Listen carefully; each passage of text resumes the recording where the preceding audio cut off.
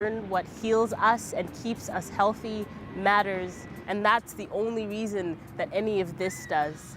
What will we use our collective momentum to move towards? I have some suggestions.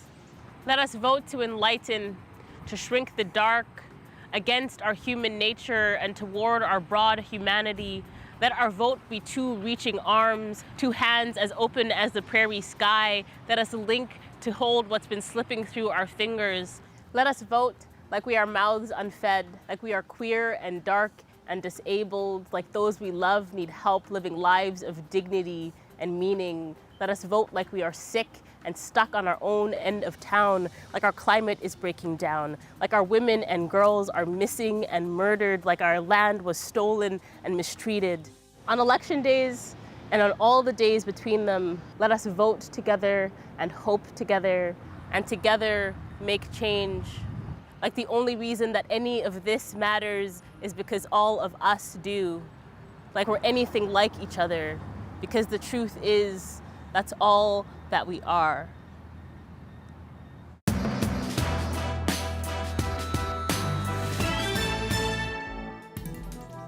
You are looking live at CBC Studio 41 in downtown Winnipeg. Our CBC election team and some invited guests have gathered here to bring you results and analysis as Manitoba votes 2019. Good evening. Thank you for joining us tonight. I'm Janet Stewart. The provincial election campaign launched a year earlier than we expected. In the waning weeks of a beautiful Manitoba summer, it is now drawing to a close. We will find out tonight in which direction voters like you have chosen to steer our province.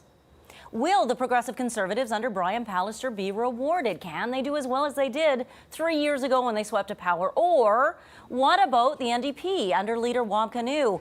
What about Dougal Lamont as the new leader of the Liberal Party? And the Greens are fighting to win a breakthrough, win a seat at the table in the legislature. Will they succeed tonight? Joining us this evening for analysis is Christopher Adams. Chris is an adjunct professor of political studies at the University of Manitoba, also author of the book Politics in Manitoba. Thanks for being here. It'll be so fun being here, Janet. 57 seats to see how they go tonight, and the north, the Winnipeg area, areas like Brandon East. It'll be a very fascinating night.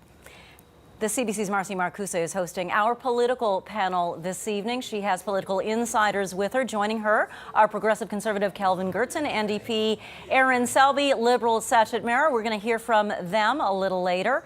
Also, CBC's Ismaila Alpha is hosting a gathering of Manitobans in our election cafe. He'll be getting their reaction throughout tonight.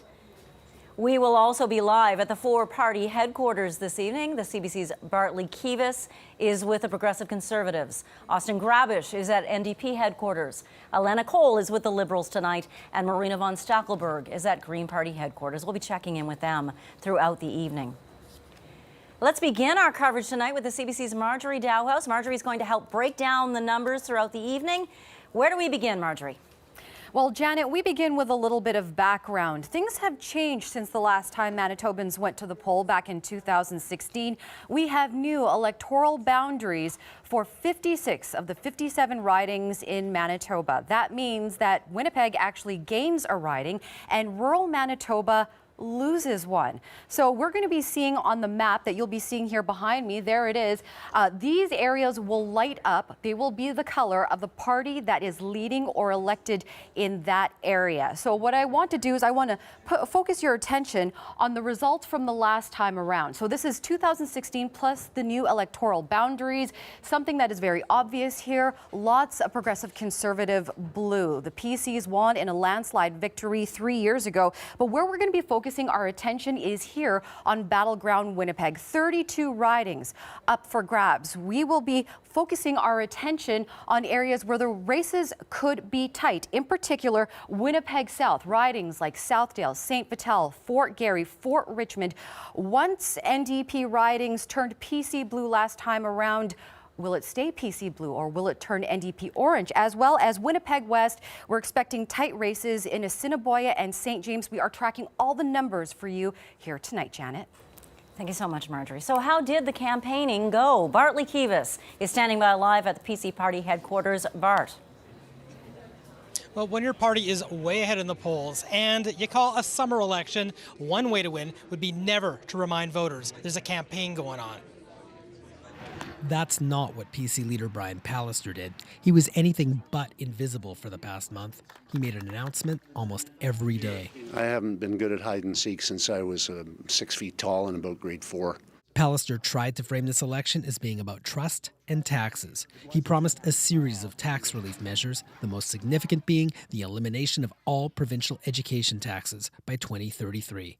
Instead of punishing people for investing in their homes, for fixing them up, for pouring sweat equity into them as Manitobans do, we'll make sure that we leave more money on that kitchen table. On the trust side, Pallister hammered away at his NDP predecessors for raising the PST and, in his eyes, disrespecting voters. They deserve a government that will do what it says it will do.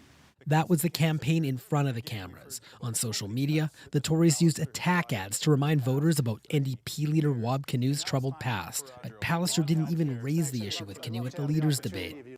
Well, I want to talk about the issues Manitobans care about. Now, there was another campaign, and that is the campaign to identify the vote and bring it out on the election day, which is right now. And I got to tell you, the Tories are well ahead in an advantage there, because if you're calling an early election, it's like running in a race where you're holding the starter pistol. Janet. Bartley Kivas, thank you very much. So let's go live now to Austin Grabish, who's standing by at NDP headquarters. Austin.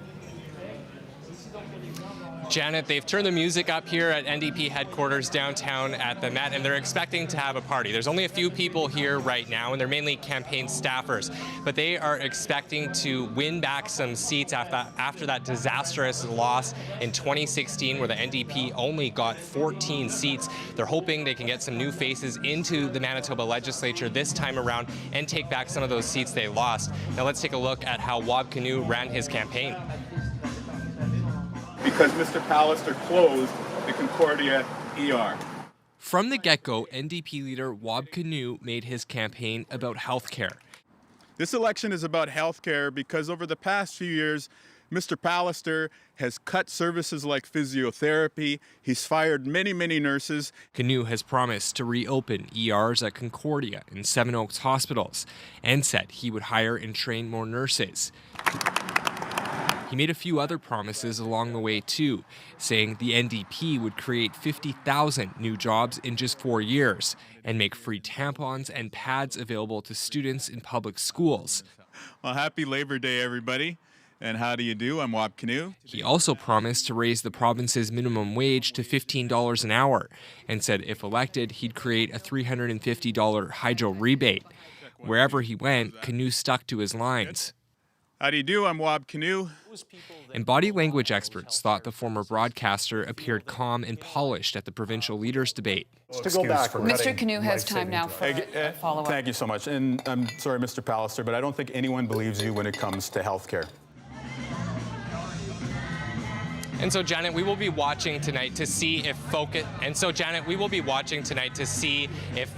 on healthcare will pay off for the NDP here at their headquarters tonight. Thank you so much. That's CBC's Austin Grabish reporting live from New Democratic Party headquarters.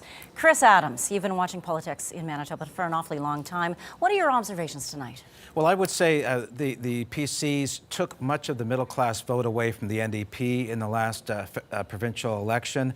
Really, the battle here in many places will be up north, traditional NDP area. They lost 2 seats above the Canadian Shield line. Also, we're looking at Winnipeg, as Marjorie said, there are 32 seats within Winnipeg. They used to call it Fortress Winnipeg when Gary Doer had so much of Winnipeg, and the PCs were down to 4 seats at one time. So we saw Pallister last time take away South Winnipeg away from the NDP, and the NDP wants to pull that back this election. So we'll be watching to see if they can make that happen tonight. We need to take a break on our television broadcast, but CBC's coverage of Manitoba Votes 2019 continues online and on CBC Radio 1. Marcy Marcuso will be with us in just a moment.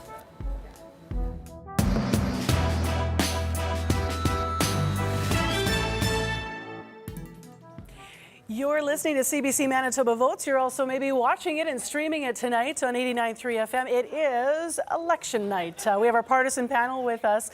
Let's start with you, Sachin Mehra, for the Liberal Party. What did you think of the way your party ran the campaign? You know, we ran a strong, deliberate campaign that was focused on Manitobans being at the door, listening for what they have to say, and really introducing our candidates to all those voters out there. Was it too broad? Because some of the criticism of the campaign was it a little bit of everything, but maybe not focused enough? You know, that's funny because we were focused on what was important to Manitobans. That was healthcare, it was safety, and it was the economy. And those are things we were talking about most about at the door. It's funny because we're going to go down the line here, and you said healthcare, safety, economies. So sitting next to you is the campaign that clearly labeled healthcare, the NDP. What did you make, Erin Selby, of how the NDP campaign went this time around? I was really proud of this campaign, and I think that we ran a campaign on what we were hearing from people. They're worried about healthcare, they're not happy with the changes that have happened, and now they're getting nervous about what's going to happen in education. That's what we ran on because that's what Manitobans are telling us they're worried about. And the economy was the clear line that the Progressive Conservatives ran on, Kelvin Gertzen. How did you think the campaign went? I think it went very well. I mean, we talked to Manitobans about moving Manitoba forward, not back to the old days of the NDP and Greg Selinger.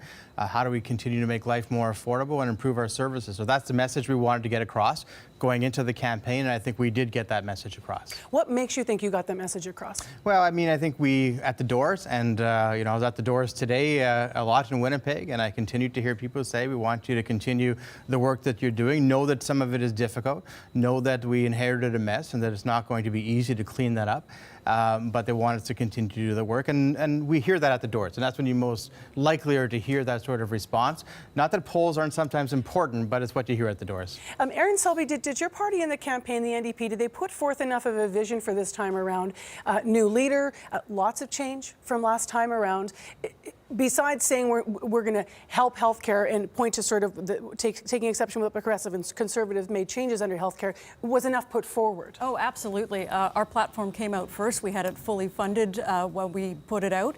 It had a lot of great details about the things that we're going to do, and a lot of it is just common sense. Don't fire nurses. Don't cut healthcare because it's not a place where we want to see profit over people. The Liberal Party, do you think that enough distinction has been made for who the Liberals are in Manitoba, Sachin? Absolutely. We really concentrated on talking about the economy, talking about healthcare, because that's what was resonating at the door, and that's what people are really concerned about. When you really start looking at some of those ridings that have these affected hospitals in them, Seven Oaks, as an example, Concordia, the Victoria General Hospital. And we'll follow the healthcare story certainly as we go through the evening. You're listening and watching on Manitoba Votes.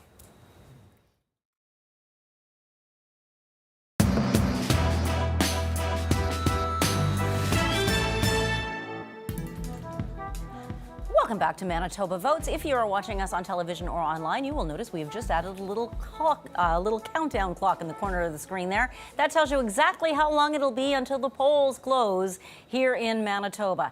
This is Manitoba's first election with a new Liberal Party leader. Dougald Lamont is now the leader of the Manitoba Liberals. Alana Cole is following the Liberals for us tonight. She joins us now live from St. Boniface. Alana? Well, people are starting to arrive here tonight. In fact, we actually saw not too long ago Liberal leader Dougald Lamont chatting with some of the people who've worked on the campaign and chatting with some supporters. Now, there's a lot at stake tonight for the Liberals. They came into the election with 4 seats. They're going to have to win at least 4 seats in order to maintain official party status.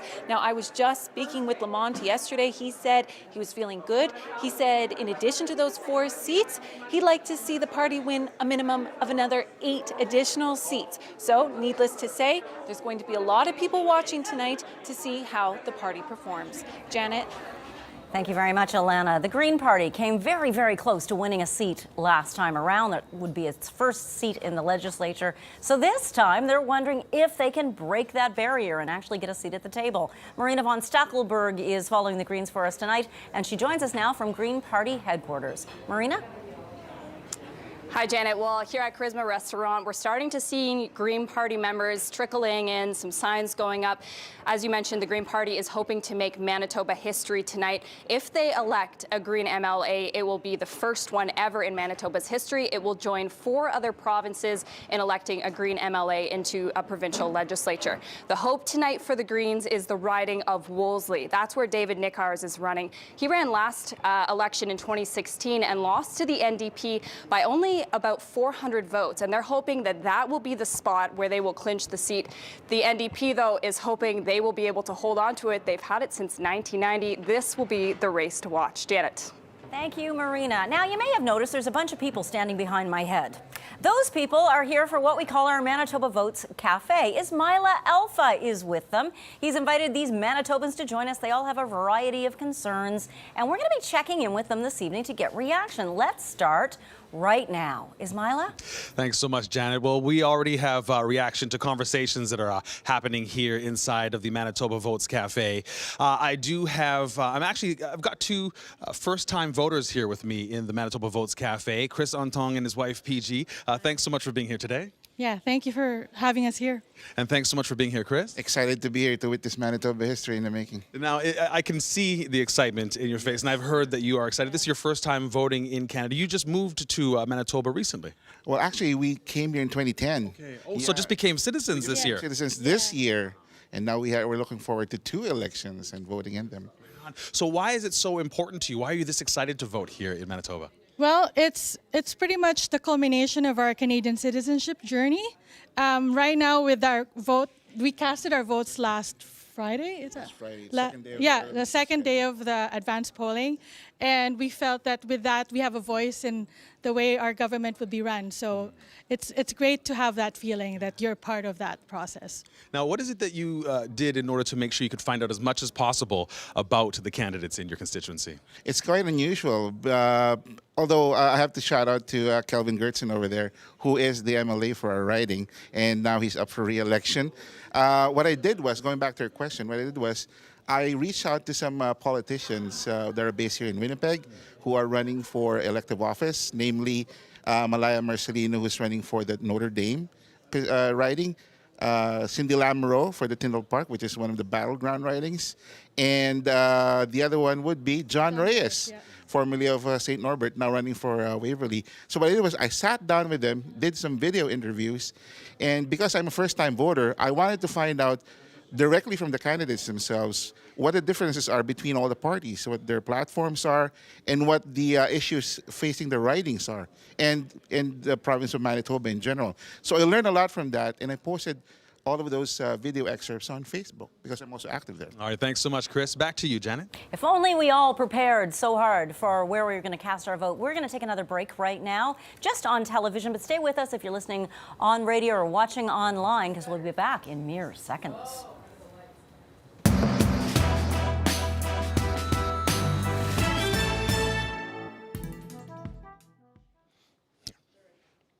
So I am standing here with Christian Sinclair, Onikanu for Opaskwayak Cree Nation. Thanks so much for being here, Christian. Oh, you're welcome. Glad to be here. Why was it so important for you to be and make the trip down here to Winnipeg to be here for the evening? Well, we are in northern Manitoba, and as you know, a lot of people say they suffer from primaritis in the south, but we have to ensure as northerners that our voices are being heard, and recognizing the fact that 77% of the population of northern Manitoba is First Nation. And what are the main issues that you will be watching for, or you've been watching for through the campaign, and are important to you in your community? Well, for Opaskwayak Cree Nation and surrounding First Nations, healthcare is definitely a priority. And then, of course, housing is a major crisis with the shortage, so we got to get that looked at and increased definitely. And then just quality of life, ensuring that the resources come up there to fix our infrastructures, employment opportunities, and with the Look North strategy to create more economic, social benefit to the northern Manitoba. Now, I hear when it comes to the economy, you've got some pretty big ideas and some important relationships you want to either keep strong or build. Absolutely. Whatever party wins tonight, we've got to maintain that relationship with them, because as First Nations, we have treaty with the federal government, and a lot of times the agreements, bilateral agreements, go with the provinces. So we're held hostage sometimes until the province is comfortable with the funding that they get from the federal government. but we're used as a pawn on game, and that has to be eliminated totally, regardless of whatever party's in power in the province. Now, as you point out, regardless of what party's in power, the relationship with that party is important to you. In order to make sure, though, that you can get the relationship you want, getting the vote out is important. What are you hearing from people in your community? Yeah, in Opaskwayak Cree Nation, the pod Aram of Kelsey, they've been very proactive. We've had a lot of engagement with the candidates throughout the region, going door to door. We've met with all the parties, and we've expressed our views and concerns to make sure that we're heard. And again, with any party that's there, they have to be able to meet and address our concerns going forward, recognizing that Manitoba has a bit of a financial challenge, but they're getting past that, and they have to ensure that no social programming is suffering, no education, infrastructure doesn't fall apart. So we got to maintain that quality of life. You know, I have to ask you while I have you here, is there any party that you know that you have you'll feel you have a better relationship with than the others? No, I think with Opaskwayak Cree Nation, we've seen the political game there, both provincially and federally, and it's important that we maintain that relationship with all parties. We know that they have their different platforms, but at the same time, being in northern Manitoba, doesn't matter which party's in power, we have to build that relationship. They got to work with us and make sure we're not left behind and they only focus on the south. Now, just quickly, you didn't come here alone, did you? You brought somebody with you. I brought someone very special, and she's my advisor, and she's the real boss. This is my daughter, Alexis Brooks Sinclair. Right on. Well, welcome to be here, Alexis. Thanks to both of you for being here. This is the Manitoba Votes Cafe for CBC.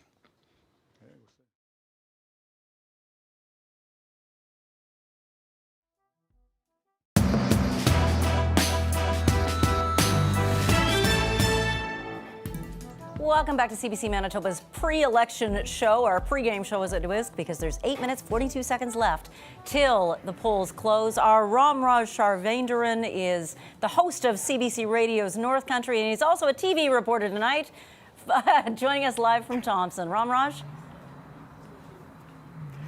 Yes, Janet, we're here. I'm outside City Hall here in Thompson. Now, for the first time, Thompson has 4 different candidates from 4 different parties to choose from. But the race everyone's watching is between the incumbent, the PC's Kelly Bindel, and the NDP's Danielle Adams. Now, the last election, Bindel unseated 35 years of an NDP seat here that was held by Steve Ashton, and he did it by only 185 votes. So the NDP is probably looking to get those votes back and switch it over to the Orange. Now, the other storyline we're following is out of Kiiwetinoong, and in there, Judy Clausen announced she's the Liberal MLA that unseated the NDP candidate in the last round in 2016, Eric Robinson, who was there for about 17 years. Now, she announced earlier this year that she's not seeking re-election, so there's no incumbent in that riding, and this might be an opportunity for the NDP to step in again and take that vote. So these are 2 of the major races up here that we're looking at. Thank you so much. Thank you so much, Ram. Marcy, you've got our political insiders who must be chomping at the bit to get our first results. What are they saying? They're pretty anxious over here, I have to say, so we are ready. So let's go through what ridings they're watching, starting with Kelvin Gertzens. Where do you think you're really watching tonight? Well, I think we can pick up some seats. I would watch the Maples, and people might be surprised to hear about that. But I think that the Maples, we had a strong campaign, a good, strong candidate running in that area. I think that we're going to look at some of the northern seats, possibly in the Paw and Flin Flon, as being strongly competitive. And of course, we want to hang on to Thompson, which was a bit of a surprise in the last election. And Aaron Selby would probably be pleased if you didn't hang on to Thompson. Oh, no, she'd be happy to have us keep it, I think. I will be watching What that are you one, too. watching beyond Thompson? Jamie Moses came pretty close last time in St. Vital. This time I want to see him go all the way. I'm going to be looking at Brandon East. Lonnie Patterson is a former city councillor there. She's been working really hard, but of course, my heart's in Southdale, so I'm watching Southdale. We've got a strong candidate there. She's been getting a really good reception on the doorstep. Sachit Mehra. Just to name a couple, I think the entire Winnipeg North is in play. Maples, Tyndallsboro. We don't want to take anything for granted. We still have resources, of course, with the boss, with the leader, and of course in River Heights and St. Boniface. And, you know, we're looking in South Winnipeg, too. Well, we are 6 minutes away from results. Janet? And our Sean Kavanagh is standing by at a polling station as it prepares to close. Sean.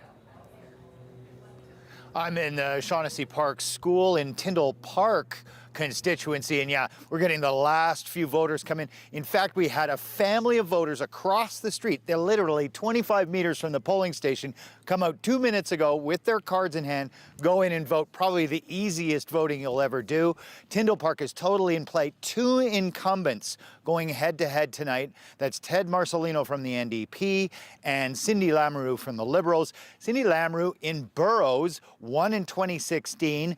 Boundary redistribution. She says Most of my boroughs, neighborhoods have gone over to Tyndall Park. I'm going with them. Sets up a big battle. The Lamoureux family machine, her dad an MP in the federal government, or federally, and the NDP machine behind Ted Marcelino. We're going to have to see whether Dajit Kant from the PCs, Frank Komarniski, or Fleur Mann from the Greens can take away some of those votes. It's going to be an interesting one here in Tyndall Park.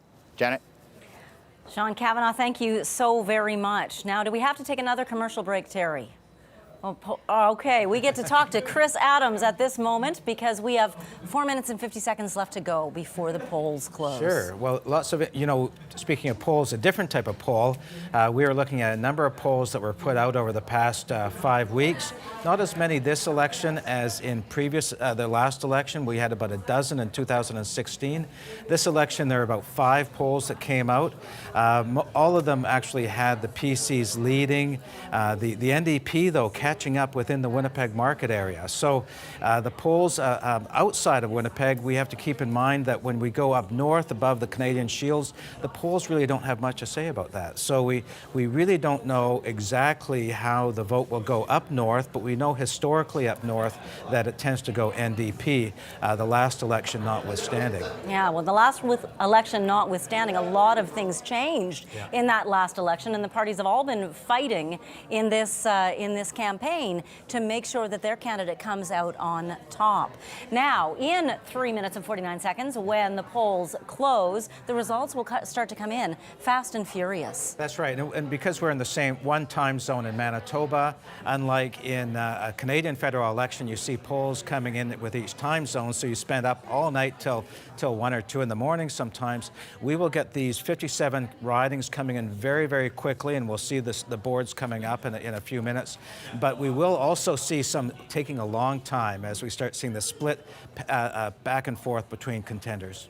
Exactly, on those battlegrounds that we'll be watching for you tonight. So stay with us here on CBC, on television, online, on the radio, because we will have all of Manitoba in this election covered for you. The polls are closing in just moments. Stay with us.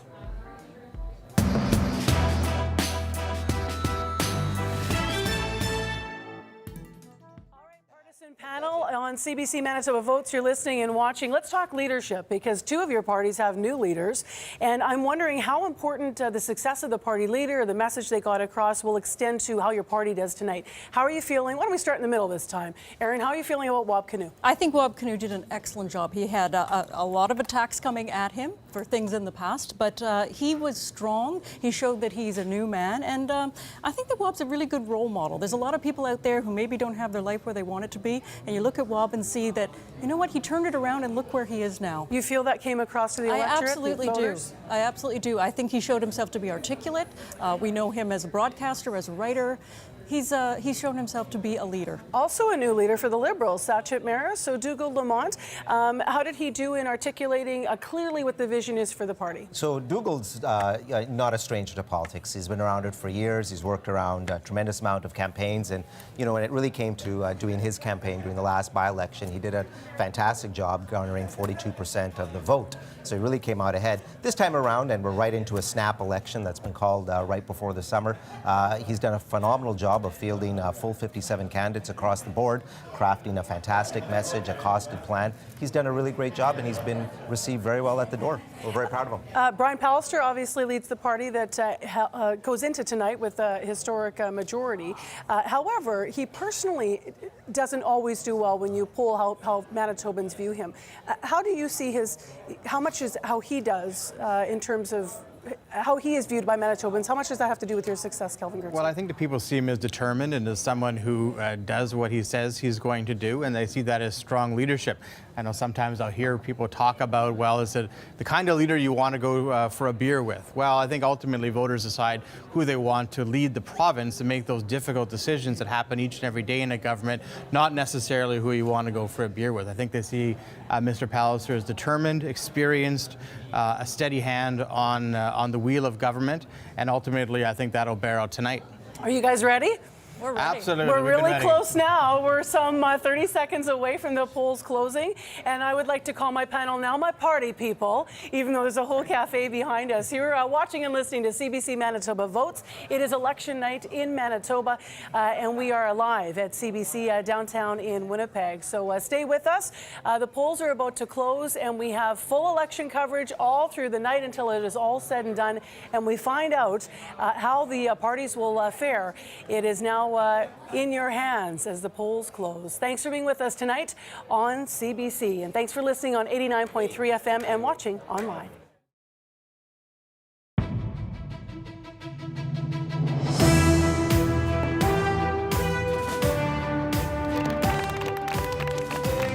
It's time for a new way forward for all Manitobans, and with your support, we will deliver it on September 10th. This election is about health.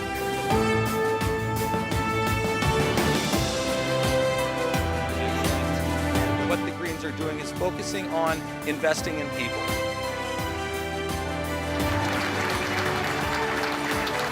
This is an exciting and pivotal election in the future of this province. This is the way we go forward, not backward. It is now 8 p.m. in Manitoba. The polls have closed. It is time to find out if voters here like the changes Brian Pallister's Progressive Conservatives have made, or if they want to send him a message by electing more of the NDP or the Liberals. And what about the Green Party? It has been fighting to get a seat at the table, came very close last time around. Can it make a breakthrough this year? Good evening and welcome to Manitoba Votes. A special hello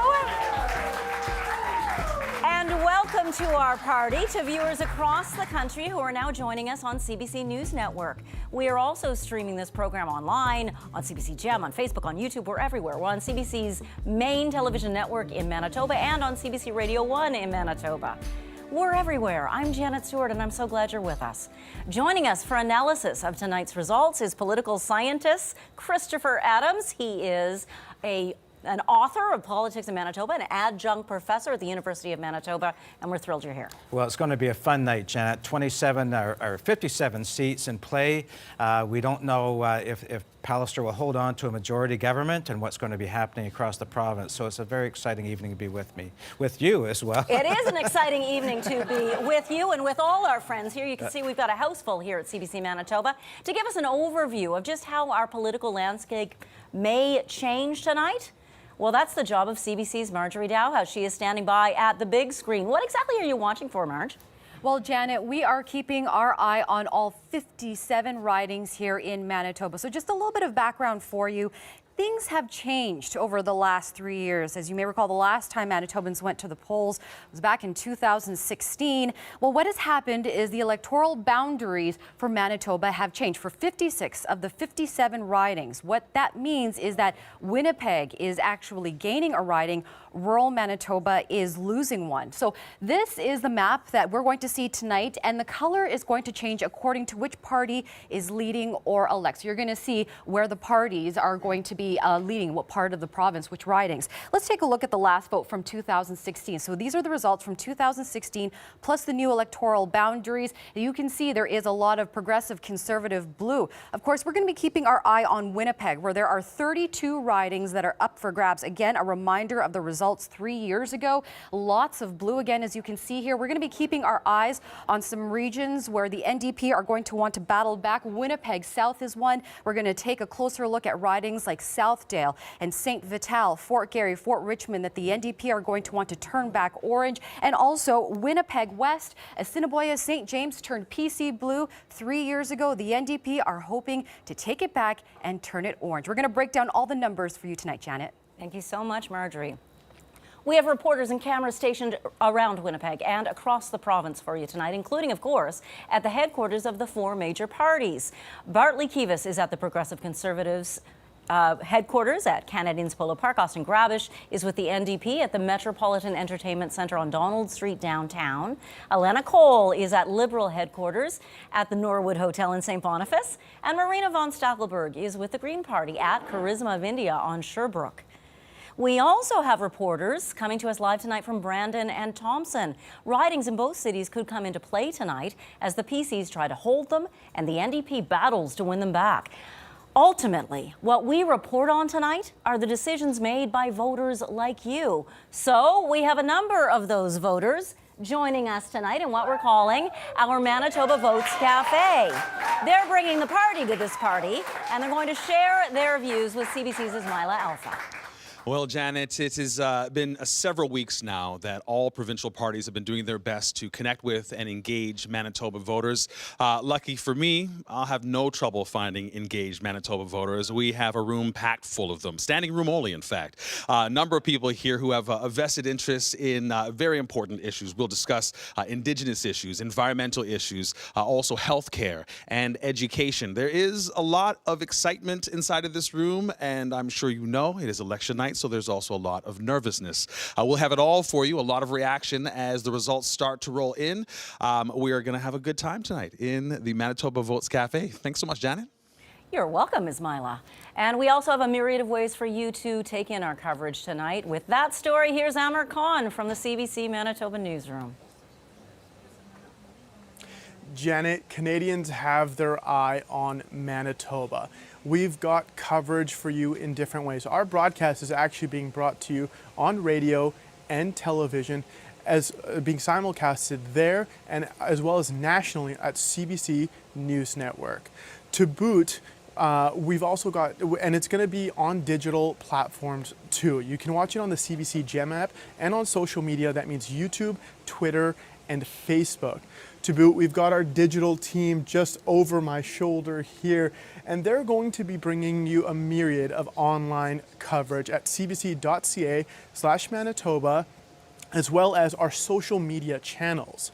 They're going to be bringing you live election results, a live blog, and on top of that, you're going to be getting your election news coverage throughout the course of the night.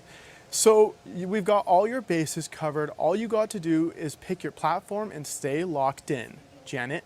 Amar Khan, thank you very much. Political insiders may just have strong feelings about whatever happens tonight, so we invited 3 of them in. Keep trying to keep a rein on them. Good luck with that. Is Marcy Marcusa. Thank you, Janet. Well, they're all tied right now, so it's easy, but wait. Sachin Marius with us, representing the Liberal Party. He's been a longtime member for some 20 years. This year he had the job of election readiness, getting the candidates in the campaign ready behind the scenes. Welcome to you. Thank you, Marcy. Representing the NDP tonight, Erin Selby, recognizable to Manitobans. Erin, a longtime party member. She also had held the Southdale riding and was a former NDP Health Minister and Advanced Education Minister. Hello. Hello. And Kelvin Gertson is here tonight. As I have been mentioning, I suspect you'll be watching Steinbach. I will a little bit. Kelvin Gertson is, maybe more than a little. Never take it for granted.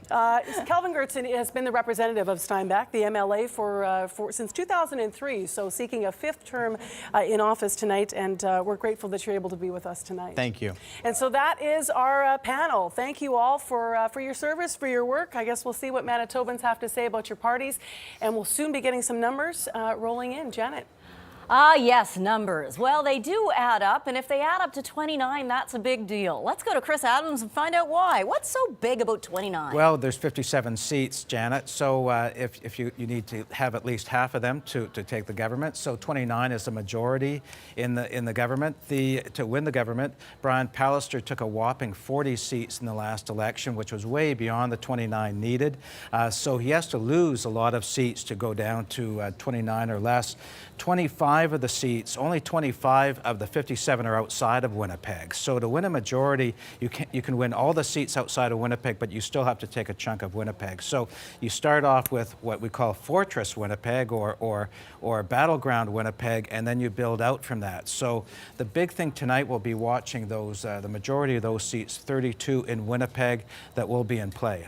Now, when the Progressive Conservatives took 40 seats last time around, the New Democratic Party took a punishing blow. They took only 14. What do you think they're hoping for tonight? They're hoping to be positioned well, they want to win a majority government themselves, of course. Everyone does. But what would be success for them? But I think if they have over 20 seats would be seen as success. They'd be seen as the government in waiting.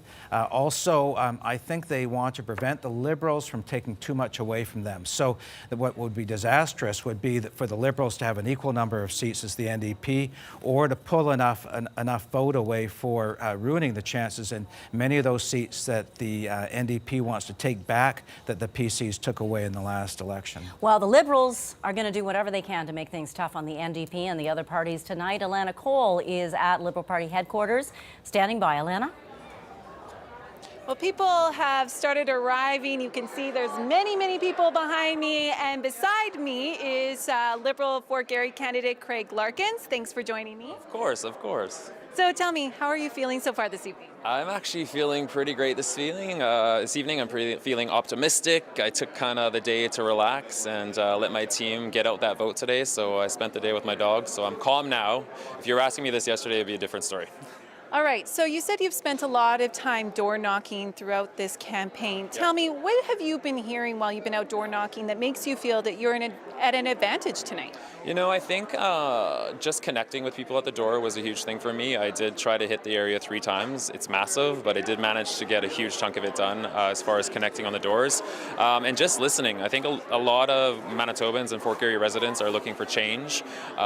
We've had the same 2 parties running our province for the past decades now. So the option to have a viable candidate, I think, is really what's drawing them to the Liberal Party. And our leader also is a great guy, and he's going to be a great premier when he gets elected. But for me, Fort Garry was one of the areas that was first hit by the healthcare cuts. So the closure of the Victoria Hospital was one of the first ERs that was shut down. So that was a huge conversation at the door. A lot of seniors having to travel to Grace Hospital and their family members having to travel that far were not impressed with what was happening. So those conversations were happening.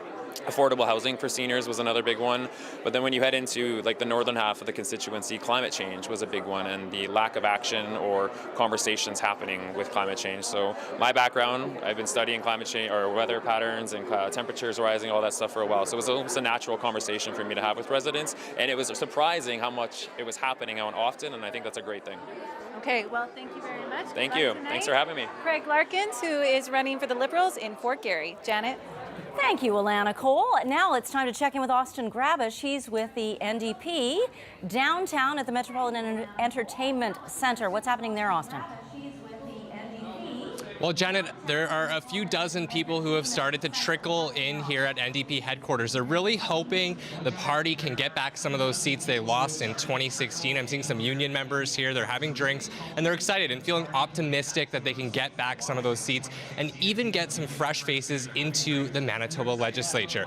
Now, to get some more insight into how the campaign has been going this year, we're joined now by Bea Bruss. She's the co-chair with the NDP, and you've been with the party for really quite some time. So why don't you start by telling us why you think the NDP has a shot at getting more seats in this election after that disastrous win in 2016?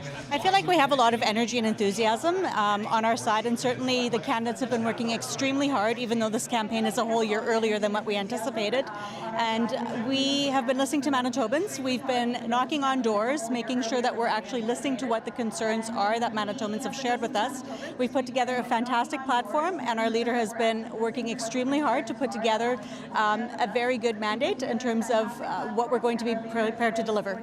You know, we noticed you focused almost entirely on healthcare this campaign. Can you talk to me a little bit about why you think that's going to sell tonight with Manitobans? Absolutely. We certainly, as a union, the union that I work for, we represent healthcare workers. We know the changes that have been happening in the healthcare area over the last number of years as the challenges or as the changes that Pallister has put into place has had an impact. So we've had nurses working mandatory overtime shift after shift after shift. We know that CADM provincial labs potentially could be privatized, which our lab workers do not want to see happen. We know that the various different healthcare aides working at various different community hospitals have had to bid on the same shift over and over and over again to just maintain their workflow. So there are lots of challenges happening within the healthcare system. That means that there's longer wait periods and people are concerned about getting the care that they want when they need it. Russ, thank you so much for your insight. We're going to be getting more insight like that all night here at NDP headquarters. Again, a few dozen people here at the Met downtown, Janet, and the NDP is expecting many more to come as they hope to get some more seats tonight. Thank you very much, Austin Grabish. Bartley Kivas is with the Progressive Conservative candidates tonight, and he joins us from their headquarters. Bartley? Well, there are a number of people starting to file in here at Canadians Polo Park, and included with us is David McLaughlin of the Progressive Conservative campaign. He is the campaign manager and the mastermind behind this campaign. Yet, I understand today you were out door knocking yourself. Absolutely. Look, every vote counts, and in many ways, what you have to do is, having identified the vote, you got to go bring it out. And so I figured my role, I'll just do my little part. So I went into a couple of ridings, knocked on some doors, and said, "Have you had a chance to go vote for your PC candidate?" I thought it was a good thing to do. I love it. What ridings did you get into yourself? Riel and St. Vital. Okay, so big picture here. What was the PC strategy in this campaign? If you had to just boil it down in a couple of sentences. To win. No, well, it was to win in this sense. We were an incumbent government, so we're defending a record, but also putting out some new things. We had to talk about what we had done in order to position it to where we had to go. And you have to work people through that process. You have to kind of bring them along because they may have some concerns about what happened what the government had done. And then we also had to talk about the other guys because that is part of the process. So we ran, I think, a pretty assertive campaign. 57 ridings, a campaign manager's nightmare. You know, Brian wanted to go out everywhere, and I think it was a historic accomplishment in that sense. He went everywhere. He wanted to visit people, and so we had to make that as part of the campaign. I think it's worked. Now, part of the assertiveness of the campaign, too, was we noticed there was a little bit of a different of a public campaign in terms of the public messaging and then the social media campaign. Can you talk about that? Well, sure. Again, you're looking for different media channels to get, people are getting information in so many different ways. So last time we did some social media, but it has really blossomed. I think it's a lesson for all campaigns. So yes, we invested more in social media, especially pre-writ, Bart. So we put some ads out, but we found that was a way to keep reaching people and able to track what kinds of people were looking for our message. So yeah, we had a particular demographic message. We wanted to speak to women. We wanted to speak in particular parts of the province, and we know how people get information. So that was absolutely part of the strategy. And I think every campaign does that in certain ways. Thank you very much for being with us here, David. My pleasure, Brian. This is David McLaughlin, PC campaign manager. And back to you, Janet. Thank you so much, Bartley Kivas. We've got results coming in. Wow, Woo-hoo! one for each of the three front parties. Look at that. One for each of the three major parties that are sitting right over there. Let's see where these results are coming from. From the riding of Borderlands, I know we're getting some results. There we are. There we are in Borderland. Lauren Bro for the Liberals, only a 9-vote lead at this point. And 2 of 44 reporting. So 9-vote advantage with very, very early returns. Over the Green Party candidate, too. Yes, that's there right. you are, the Green Party showing up in Borderland. Our next riding is from St. Vital, where Jamie Moses taking, again, a very early and very slight lead. Brian Pallister wants to see Colleen Mayer win. Mayer, who's in third place by just a couple of votes right now, was a new player in the caucus in the last election, a Métis woman and a cabinet minister. So they want her to remain, but the NDP looks like they are very, very early on trying to take back that. We know they're trying to take back St. Vital. We know that for sure. In Lakeside as well, Ralph Eichler. They can try to knock Ralph Eichler off, but, good luck with that. Well, that's true. And as we know, the bottom half of Manitoba outside of Winnipeg is traditionally very PC blue, and Ralph Eichler is part of that pattern. There you go. So let's go now to the Manitoba Votes Cafe. All these folks are waiting to chat behind us and hear what concerns they had going into this election. Well, Janet, leading up to this election, through the whole campaign, healthcare has been a major issue that a lot of people have discussed. And I know that it is part of what's top of mind for Lucy Karp as well. She is a medical student at the University of Manitoba. Now, that was a general statement I made, but what more specifically were you watching for in this campaign? Yeah, so one of the things that I was looking for from the different parties was an emphasis on preventative health care. And I was really pleased to see that a lot of parties included that in their platforms. So for example, in the NDP platform, they spoke a lot about including social determinants of health in their plan to address health care. So putting rent assist and EIA under their healthcare platform. So that I was really pleased to see. Similarly, the Liberals talked about that, the Green Party talked about that, the PC party talked about that as well. So I think that's, kind of where healthcare is going these days, and it's a really positive change. So I was really looking for that. One thing that I was looking for, that I was hoping to see more of, was more emphasis on women and non-binary people's health. Under the current government, there's been quite a bit of cuts to that, and people addressed it. You know, the NDP talked about increasing lactation consultants, but I just wanted from all parties to hear a more robust plan and robust acknowledgement of the cutbacks that have happened for women's health and their plans moving forward for that. Did you get a chance to speak with the candidates in your riding? Yeah, I did get a chance. I'm in Fort Rouge, so I got a chance to speak to Wab Kinew and James Bedham, and yeah, I was impressed by both of them, to be honest. Thanks so much, Lucy. Now, I'm also here with Dr. Raymond Abdulrahman, who is a clinical psychologist. You've been a friend of my radio show for a long time now. I'd love to hear your opinions about things, but I wonder what your concerns are rolling into this election. What are you listening and watching for? Well, I'm watching for two issues. I think one issue is on the table is the issue of healthcare, and some people are more specifically talking about mental health care. And I think it's a good issue to talk about, but the second issue is that of inclusion, and that tends not to show up as an election platform issue, but it needs to. And there's a reason why. Both of those issues impact the well-being of our citizens. And when we have good, healthy citizens, we have a good, healthy economy. And so often people are talking about, you know, that this election is about healthcare and the economy. The interesting thing is both the Peachy report and the Virgo report, both reports that look at healthcare, would suggest that the more increased access we have to psychological services, the better that Manitobans would be. On top of that, that for every dollar that we spent towards psychological services, we save $5 in healthcare. So addressing that issue of mental health not just works in terms of our health, but also improves our economy.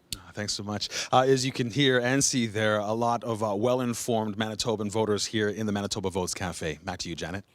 Thank you very much, Ismaila. We have more results coming in. Let's go to the Kamisak and find out what's happening. Amanda Laughlin there in the lead, 49 votes over another very well-known candidate, Ron Evans of the PCs. And Laughlin is the incumbent, and also the name Laughlin. Her father was Oscar Laughlin, and so they want to hold that on for the NDP. But Ron Evans is the past chief of the Assembly of Manitoba Chiefs, star candidate for the PCs. So this will be worth watching tonight, Janet. Going to Thompson now, where we see Kelly Bindle, the incumbent, in the lead by only one vote.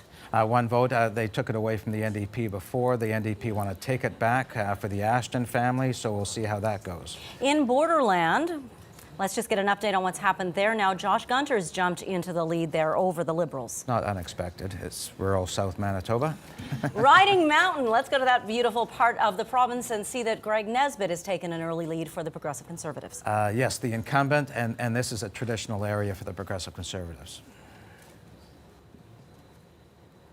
Now, let's go to Green Party headquarters, where our Marina von Stackelberg is standing by. Marina? Hi there, Janet. Well, tonight could be history-making for the Green Party. If they manage to get a seat in the Manitoba legislature, it would be the first Green Party seat in history in Manitoba. It would join 4 other provinces across the country in electing a Green candidate. Now, to hear a little bit more about the campaign that's gone on here in Manitoba, I'm joined by Mel Hebert. She is involved in the campaign. Mel, first of all, let's just start. How do you feel that the campaign went for the Greens? So the campaign's going great this year. We've really been building off the momentum of, Greens increasing support across Canada, and we're really seeing that translate into Manitoba as well.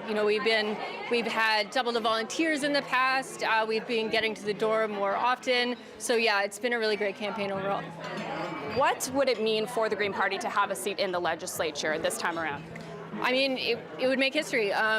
Essentially, once you get one Green in the legislative, what we've been seeing in other provinces is more Greens are soon to follow. So, for instance, in BC, they got one in 2013, and then they got 3 in 2017, and they're holding the balance of power. Same thing with PEI. They got that 1 in 2015, and now they're the official opposition. So, once you get one Green in the legislative, it's just many more seats to follow on that one. All right, thanks so much. Mal Hebert involved in the Green Party campaign here in Manitoba. Now, the riding to watch for the Green Party is Wolseley. That's where they're hoping to elect David Nickars. He only lost to the NDP by about 400 votes in 2016, so that is the riding to watch for the Green Party. Janet? Thank you so much, Marina von Stackelberg. We have results coming in from the riding of Agassiz. Now, let's take a look at what's happening in Agassiz. Eileen Clark out to an early lead. She's the incumbent, and it's a traditional Progressive progressive conservative area, so I would expect that to be a hold for the PCs, but we see the NDP far behind, so 4 times the NDP vote right now. But again, with only one of 60 polls reporting, very, very early. Kildonan River East, Kathy Cox in the lead for the Progressive Conservatives. Yes, she's the incumbent. Actually, there was some redistribution here with the River East constituency or riding pulled into this area, and she's close to doubling the vote of the NDP right now. So she's taking an early lead. She's a star player within the Pallister caucus, so I'm not surprised about this. Let's go to Steinbach now, see how Kelvin Gertzen's doing. 77 votes so far, Kelvin. 77. You're leading by 73. Now, we're just yelling across the room to let him know how he's doing. A man clearly comfortable that he may be reelected tonight because he's here with us instead of, out there. So let's go now to Kelvin Gertzen, see how he's feeling about these early results. We know probably how you're feeling. What I want to know is you're seeking a 5th term tonight. I know you also said you don't take it for granted, but why do you think you've resonated so much in Steinbach? I mean, it's a really great constituency, and I think that if you work hard and you represent people, even if people don't agree with everything that you do, and people don't agree with everything that I do, but you're honest and you present that you're doing it for you think are the right reasons, that ultimately people respect that. And I think that's true in politics generally. People may not always agree with everything that you do or your position, but if you're open, if you're accessible, if you're approachable, you get a lot of credit for that. And so I give a lot of credit to the residents of the Steinbach constituency. It's the greatest honor and greatest job of my life. You'll hear this again tonight, but for me, it's true. Steinbach's the greatest constituency in Manitoba to represent. I'm happy to do it again if I have that opportunity. We're getting some more numbers in, so I'm actually going to go right back to Janet now and find out more about what's developing. Well, we're getting more and more results pouring in, so let's go straight to what's happening in Notre Dame. We're getting riding results showing Malaya Marcelino in the lead. And Marcelino's a well-known name in that side of the city, and the NDP want to hold that. That's an area that's expected to be a hold part of the core area of Winnipeg. And in Lakeside, we see Ralph Eichler's lead is increasing with only 2 of 58 polls reporting. Longtime member of the PCs in the caucus, and so not surprising that he's holding that in rural Manitoba. In Lac de Bonnie, Wayne Owasco is in the lead. Yes, another safe seat, considered safe for the PCs, not unexpected to have that lead, but of course it's very early on. And back in Winnipeg's core, Point Douglas shows Bernadette Smith in the lead, again with only 1 of 42 polls reporting. Yes, and she represents one of the poorest ridings in the province in terms of income. She won by a by-election after Kevin Chief resigned, star player of the caucus. So the NDP really plans on holding that seat in this campaign, Janet. In Portage la Prairie, Ian Wishart out to an early lead. Ian Wishart, well-known previous leader of the Keystone Agricultural Producers, as well as was in cabinet for a while under the first term of Pallister. Charlie Huban was a star candidate for the Liberals, past judge and past Liberal leader during the 1970s. So, but I think Wishart's going to hold this on. Kildonan River East shows Elliot MacDonald in the lead for the NDP. Oh, so he's now jumped ahead of Kathy Cox from when we saw, obviously, another poll has come in. So the NDP would like to take this away. Battlegrounds we're watching tonight. Yes, in Fort White, Brian Pallister has 18 votes, leading 8 votes over B. Brusk of the NDP. And even though the PCs see this as an ultimately safe seat, I do know he had many of his volunteers out there knocking on doors right up till last night. So I don't think there will be a seesaw battle, but anyway, that's the leader's seat that he's taking. In Brandon West, Reg Helwer out to, again, an early lead. And Janet, Brandon is mostly divided by 2 halves, and Brandon West is traditionally a PC side. It's the Brandon East side that we want to watch that sometimes has a seesaw battle. In Selkirk, Mitch Obach taking a good lead this early in the night. Only 1 of 54 polls reporting, but he already has a lead of 280 votes over Alan Lajamodiere. Yes, and that was long time held by the NDP. And Alan Lajamodiere, a Métis candidate, took it away in the last election. So obviously the NDP is trying to pull that back. But again, 1 of 54 polls reporting. It could be a particular neighborhood within that area reporting. But that'd be interesting to watch for the rest of the evening. Vote share will tell quite a story tonight. So let's go to Marjorie Dowhouse. She's watching that for us. What are we seeing this early in the evening, Marjorie? Well, Janet, what we're seeing from the early results so far is where the parties are leading. So you can see we've got the PCs leading up in the north, a lot of PC support here in the south so far. If we take a closer look there at southern Manitoba, we'll zoom right into there, you'll see that this is an area that the PCs are leading in southern Manitoba. But as you mentioned, let's take a look at the share of the vote right now. These numbers will show you how much support each party is getting. So right now, the Progressive Conservatives have 48.9% of the popular vote.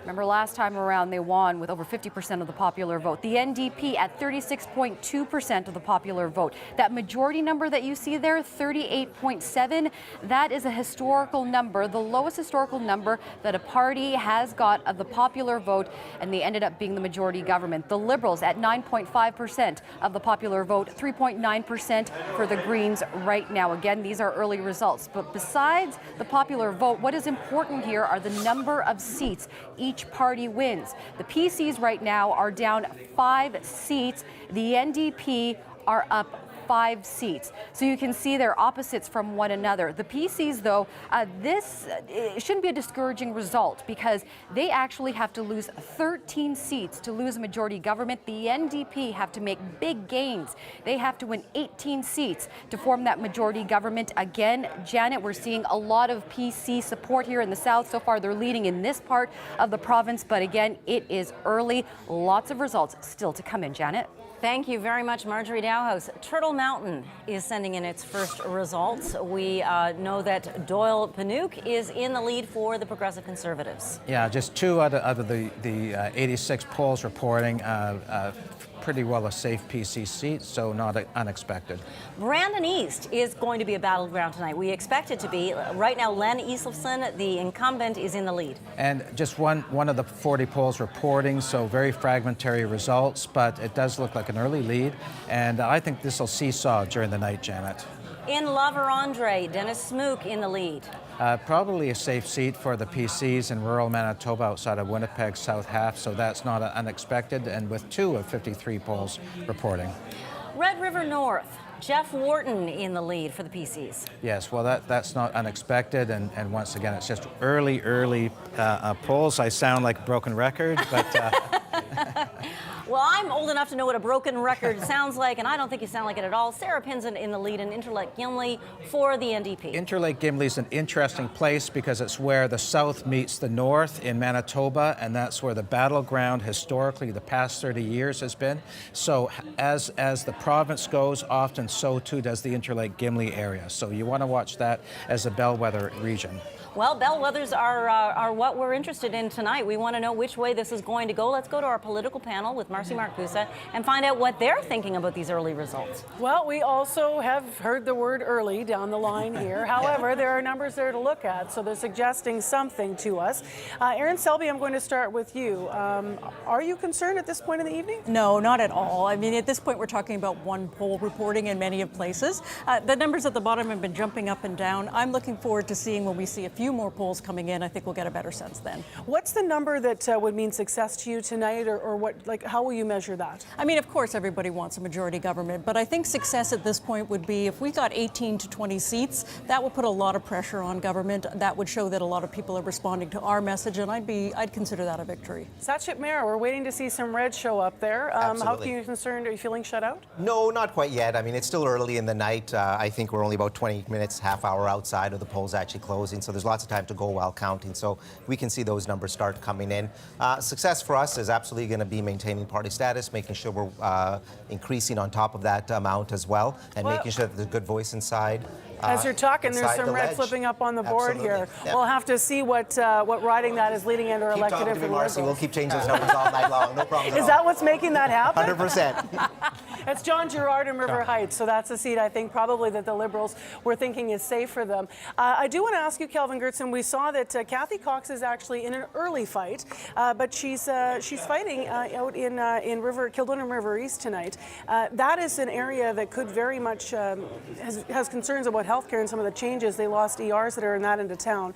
How concerned are you that the healthcare changes you made so swiftly, may affect some of those seats tonight? Well, I think the reality is that in every provincial election for the last 20 years, healthcare has been a significant issue. That's not new to Manitoba. I think it's, results are obviously early. I think one of the things you want to look for is the advanced polls. Advanced polls is a significant part of every election now.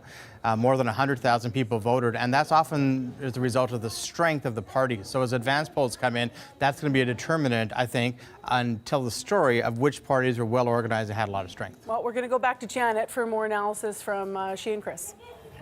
All right, let's take a look at what's happening big picture-wise with Marjorie Dowhouse. Marge? Well, Janet, let's take a look at the map right now. So this is updated since the last time we took a look at this. We see the NDP leading in parts of central Manitoba. Lots of PC blue down in the south. There's also some PC blue up north. You can see the numbers there keep changing. The PC's leading in 19 seats. So what does this mean about a possible majority? Well, the PCs are heading in the right direction. As I mentioned, 19 seats they are leading or elected in. Now, the difference is about 10 seats. You can see 29 is needed for a majority, so they're holding 14 right now.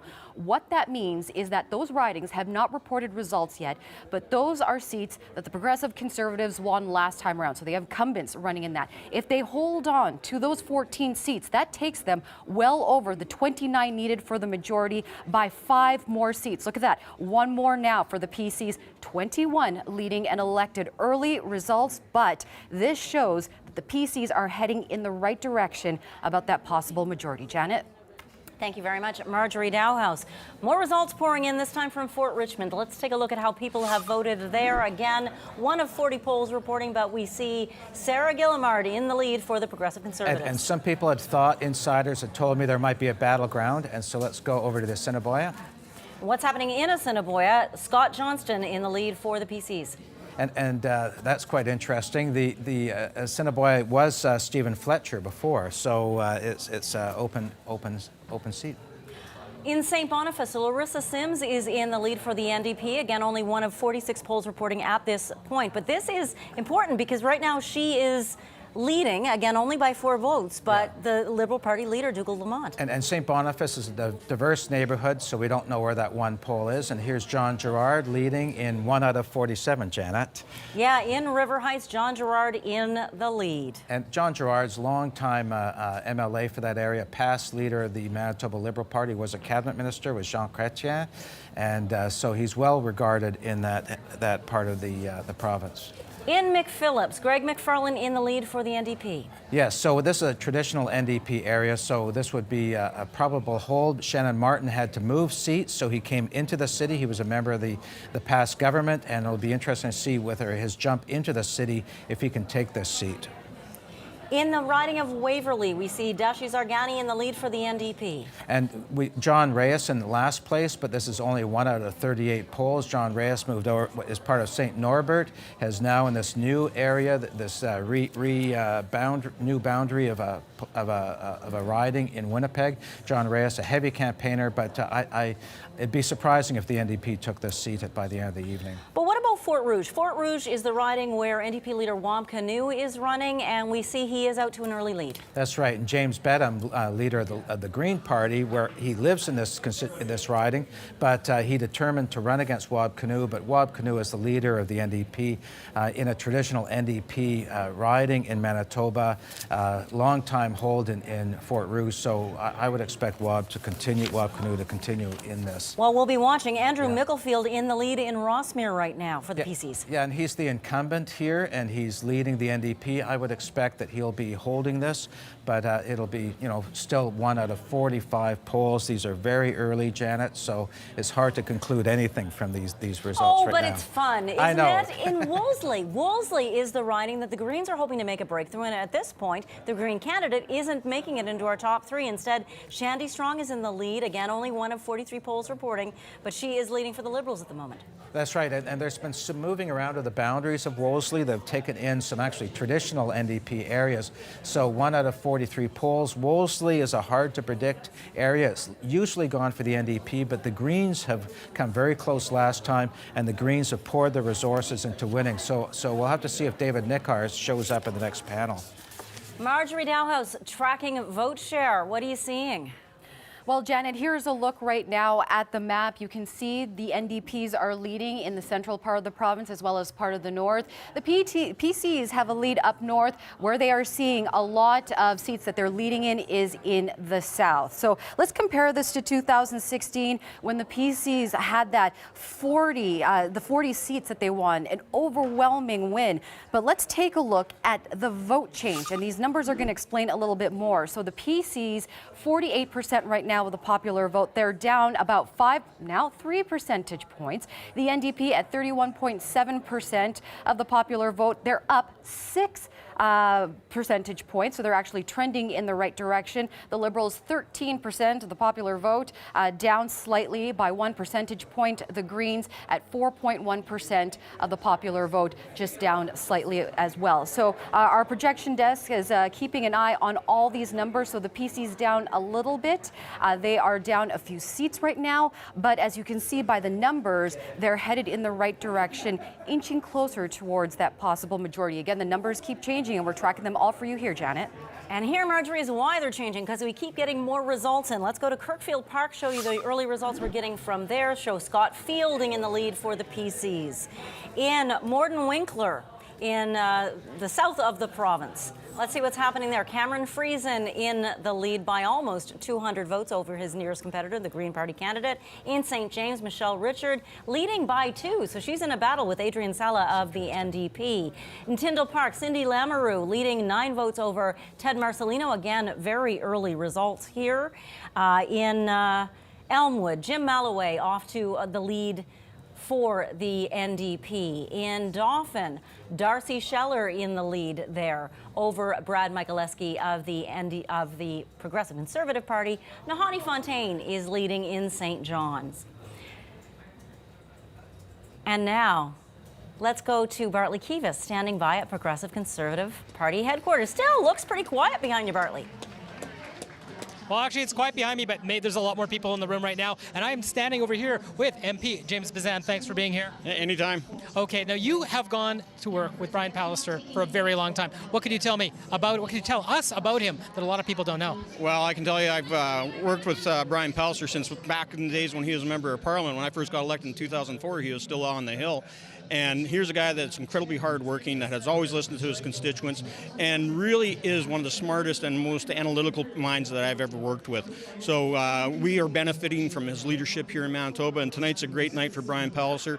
And if we can just make sure we get over that majority territory, it's a great night for Manitoba. You've been through a lot of election nights yourself. Early results right now, but what are you seeing here versus where you thought you might be right now?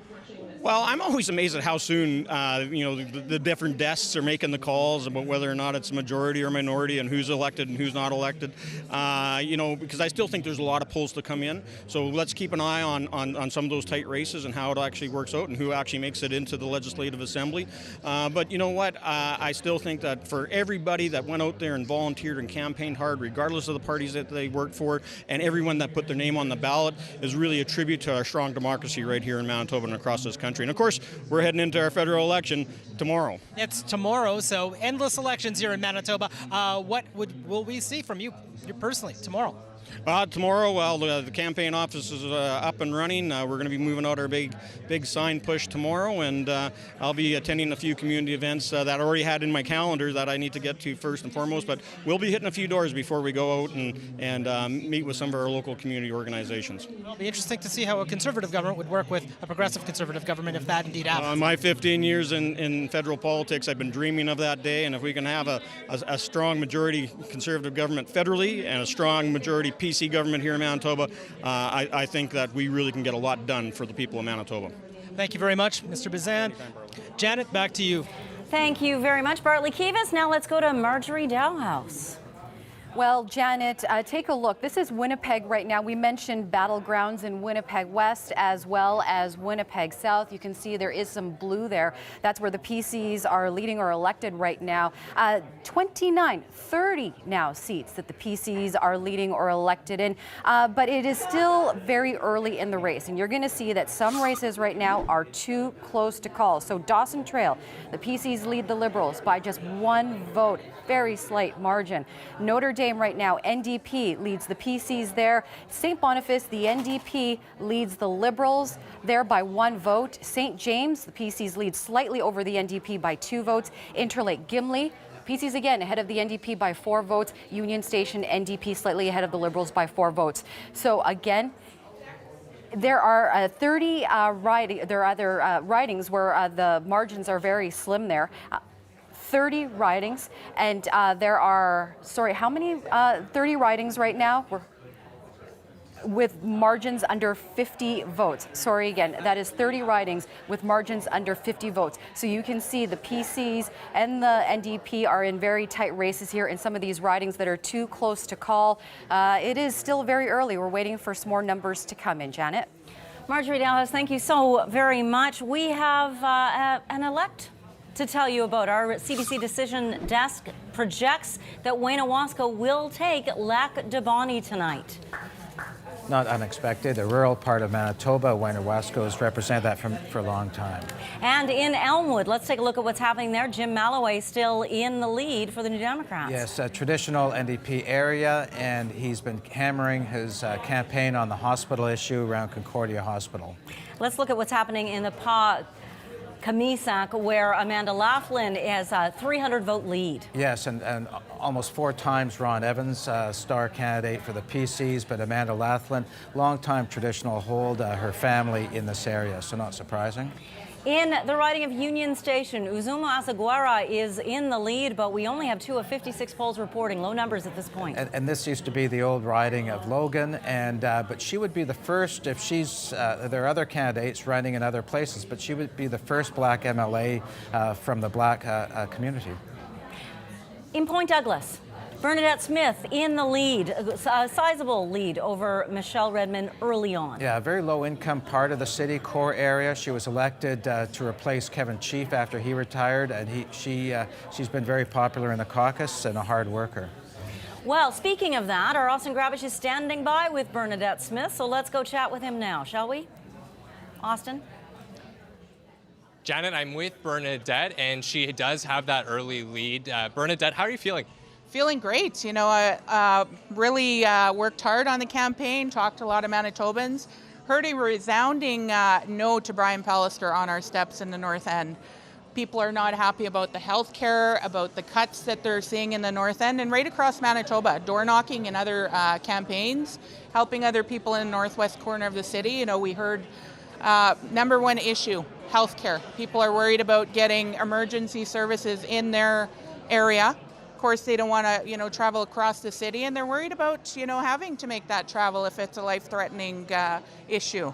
I want to ask you a little bit about the party and where you've come since 2016, because I know you're still pretty new to the party. You won in a by-election in Point Douglas. Do you feel the NDP is a new party today than what we had in 2016 in Manitoba? And if so, talk to us about why. Absolutely. I was elected in 2017, and I've seen, you know, us have the most amount of women that are running for the NDP. We have a diverse amount of people that are running for the NDP, and we have a lot of energy. People from healthcare to education to grassroots, and you know, that's really brought a lot of energy and enthusiasm to our party. We have a new leader that's really, you know, amazing, that's really been able to bring our party together and really bring people together. So I'm super excited to be a part of an NDP that listens to Manitobans, that's working hard for Manitobans, and certainly, you know, we're going to, you know, hold this Pallister government to task. And it's early in the election, so we don't know within the results. We can still, you know, form government. Bernadette Smith, thank you so much. Janet, we'll be keeping an eye on results as they continue to come in here. We're hearing lots of clapter as the NDP seats do pop up here, and still a lot of optimistic faces. Well, we do have many, many races that are very, very close to call. Vote share could tell a big story tonight. So let's go to, we have, I believe, one riding that we wanted to show you tonight. One result from Fort White. Yes, Brian Pallister, our decision desk, projects that he will win the riding of Fort White. No surprise, Janet. No surprise. Well, Brian Pallister winning his seat, so that is a victory he was looking for this evening. Let's see what else happens. It depends on vote share largely, and also how those votes work in terms of efficiency. Let's go to Marjorie Dalhouse and look at that. Well, Janet, the numbers are coming in fast and furious, but what we're going to do now is we're going to take a look at the big picture. We're going to start off with share of the popular vote.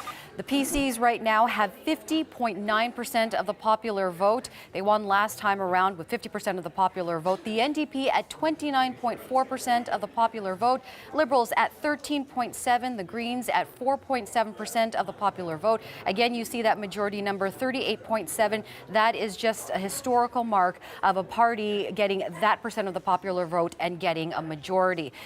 Let's take a look, though, at the seat change, because seat change is important here. The PCs are down 8 seats right now. They would have to lose 13 to lose that majority government status. The NDP are headed in the right direction. They're actually looking to gain 8 seats. No change for the Liberals, no changes for the Greens so far. Again, early results, but these numbers are coming in fast and furious, Janet. Thank you very much, Marjorie Dowhouse. Looking at the vote share from last time, apparently, and for the NDPs, it was 26% last time in popular vote. Cafe folks, you can hear them chatting behind me. I'm wondering what they're chatting about, so let's be nosy and ask. Let's check in with Ismaila Alpha. Well, that's not being nosy at all, Janet. That's why we're here, is to ask everybody in the Manitoba Votes Cafe how they're feeling and what they're expecting from tonight's election. And I'm here with Dane Bourget, who is, a recovered addict and the founder of Jib Stop Peer Support Phone Line. Now, Dane, I wonder how you're feeling about this early lead for the Progressive Conservative Party. You know, it's not that surprising, considering how much they won by last time. And I guess, like you say, it's still really early, but it is a lead. And I guess we'll kind of see as more results come in what happens. What was it? Because I understand that you are, that's the where your interests lie. You support the PC party. What is it that captured you, connected you to that party? So I think what kind of sold me on them was all the strides that they've made with like the RAM clinics, which is rapid access to addiction medicine, and just some of the strides that they've made. They've only had 3 years to kind of prove and get their horse started, and I like the direction it's going and the speed it's going at. So they got more to do, but it's a good start. Any predictions for tonight? I think blue. I think blue, 32. All right. Thanks so much, Dane. I'm also here with Daniel Stokes, who was with the U of M campus Conservatives. Daniel, how surprised are you by this early lead? Right now, I'm not actually too surprised by it. I've been out at the doors a lot this summer, door knocking in a variety of different ridings around the province, rural, city, stuff like that. The stuff we've heard at the doors has been pretty supportive of the PCs, of the progress we've made in the past 3 years, and I'm hopeful that it'll be another majority again tonight. Now, the U of M campus Conservatives, where are the rest of them? The rest of the campus Conservatives are out at different ridings, so they're out in Fort Richmond, they're out in Waverley, they're out in variety of different ridings. So I know you'd have a sense of the ridings where the race is going to be a little closer. What ridings are you watching closely today? St. Vital is definitely one that I've been watching pretty closely. I've door knocked a lot there. I've gotten to know the people in the campaign, the candidates, all that very well. So I'm hopeful that that St. Vital will remain blue with Colleen there, but I do think it's going to be close. So, what's your prediction seats-wise for the election tonight? I'm thinking about 37, 38 for the PCs, and then about 10 for the NDP. So you're predicting a bit of a loss then for the PCs as far as seats that they hold. Right now, you have to look at the way that the provinces were. Or the boundaries removed, sorry. And I think right now that there might be a little loss, but I also have hope that, we could come back at 43, 44 too, so. All right, thanks so much, Daniel. So 2 PC supporters here predicting a majority government for the Progressive Conservatives this time around. Back to you, Janet.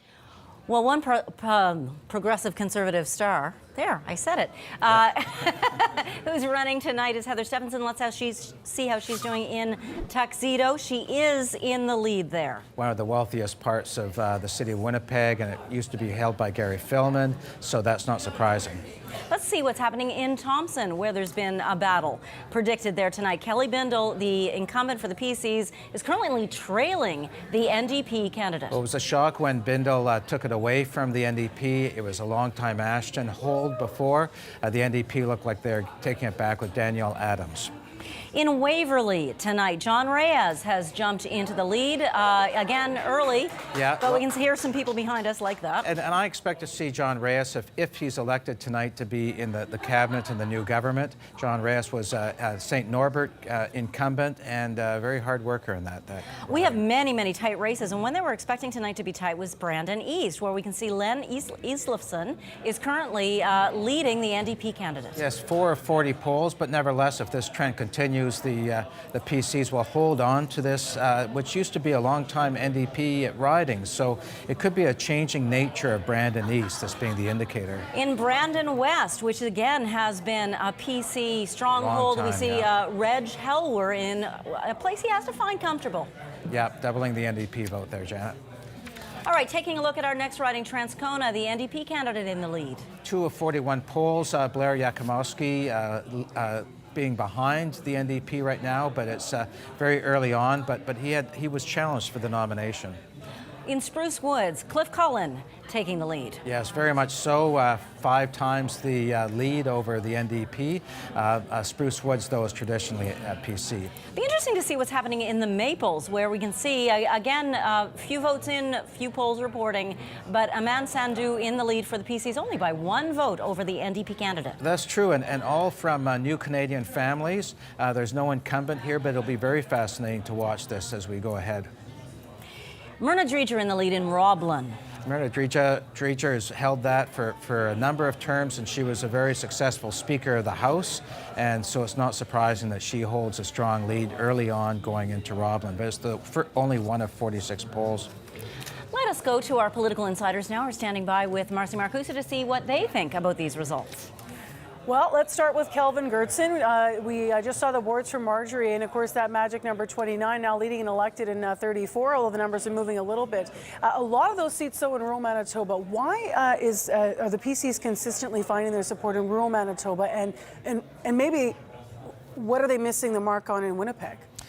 Well, I certainly think in rural Manitoba, they see our party as a party that listens to them. Our party leader went to all 57 ridings in the north and in the south and visited all the different areas of the province, unlike the NDP leader. But we are doing quite well in Winnipeg, and I think that it's also representative of the fact that we've been reaching out to Winnipeg and to rural.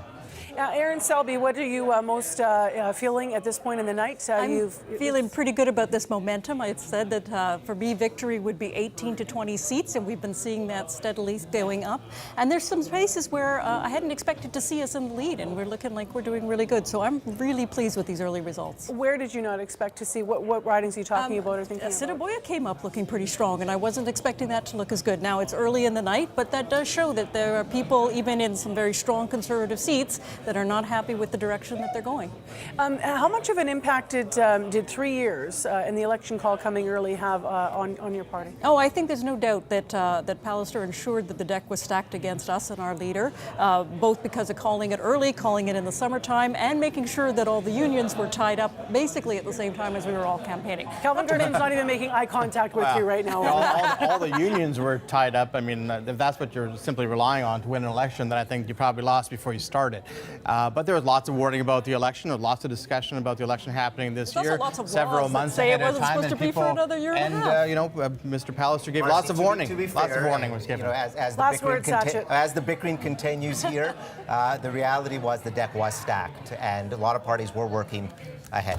Janet, let's see what other results we have now that are being confirmed for us at this point in the evening. Heading right down to the border with the United States in the riding of Borderland, we can see that Josh Gunter, we project, will be elected in that riding for the Progressive Conservatives.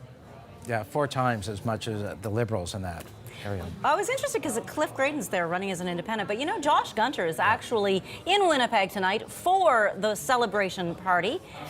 We're going to go there in just a moment, but first, we have more results that we would like to bring you. In fact, the CBC Decision Desk says it's seen enough, and it has a call to make.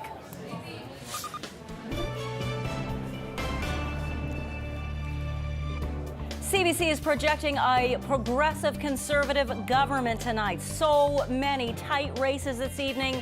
We can't say yet if this will be a majority government, but we do know that Brian Pallister's Progressive Conservatives are getting a second consecutive term. It seems Pallister's gamble to send Manitobans to the polls a year early has paid off. We see a crowd waiting at Progressive Conservative headquarters to find out, okay, yes, we're going to form government, but will we get that majority that will make pushing through the changes we want to make all that more possible? Your thoughts on this, Chris Adams? I think it's a success for Brian Pallister, but also for his campaign director, David McLaughlin. Second time he's directed this campaign.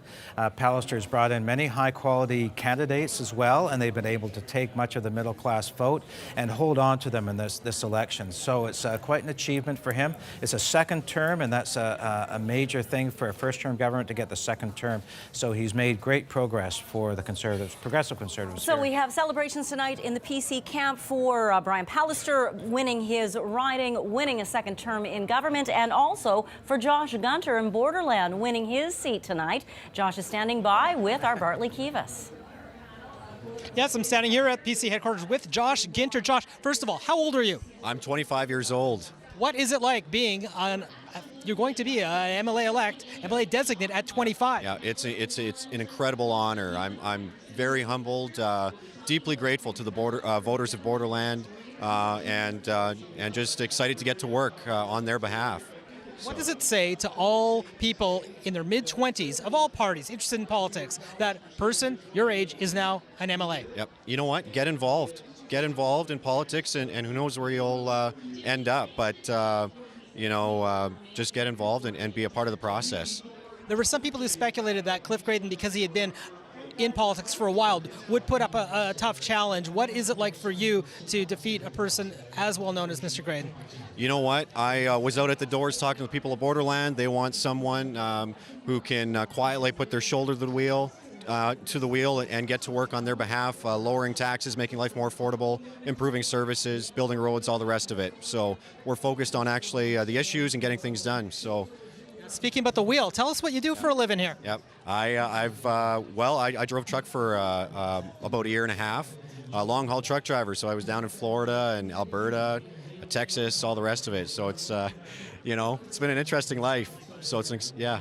And not to stump you, but that's an interesting line of work for an elected official. Yeah. What do you think that brings? What kind of perspective will you bring being a person who's driven a truck a long distance? Yep, absolutely. I've worked at the grassroots level. I know what people talk about, and so I intend to bring that with me. I carry that in my heart and their concerns.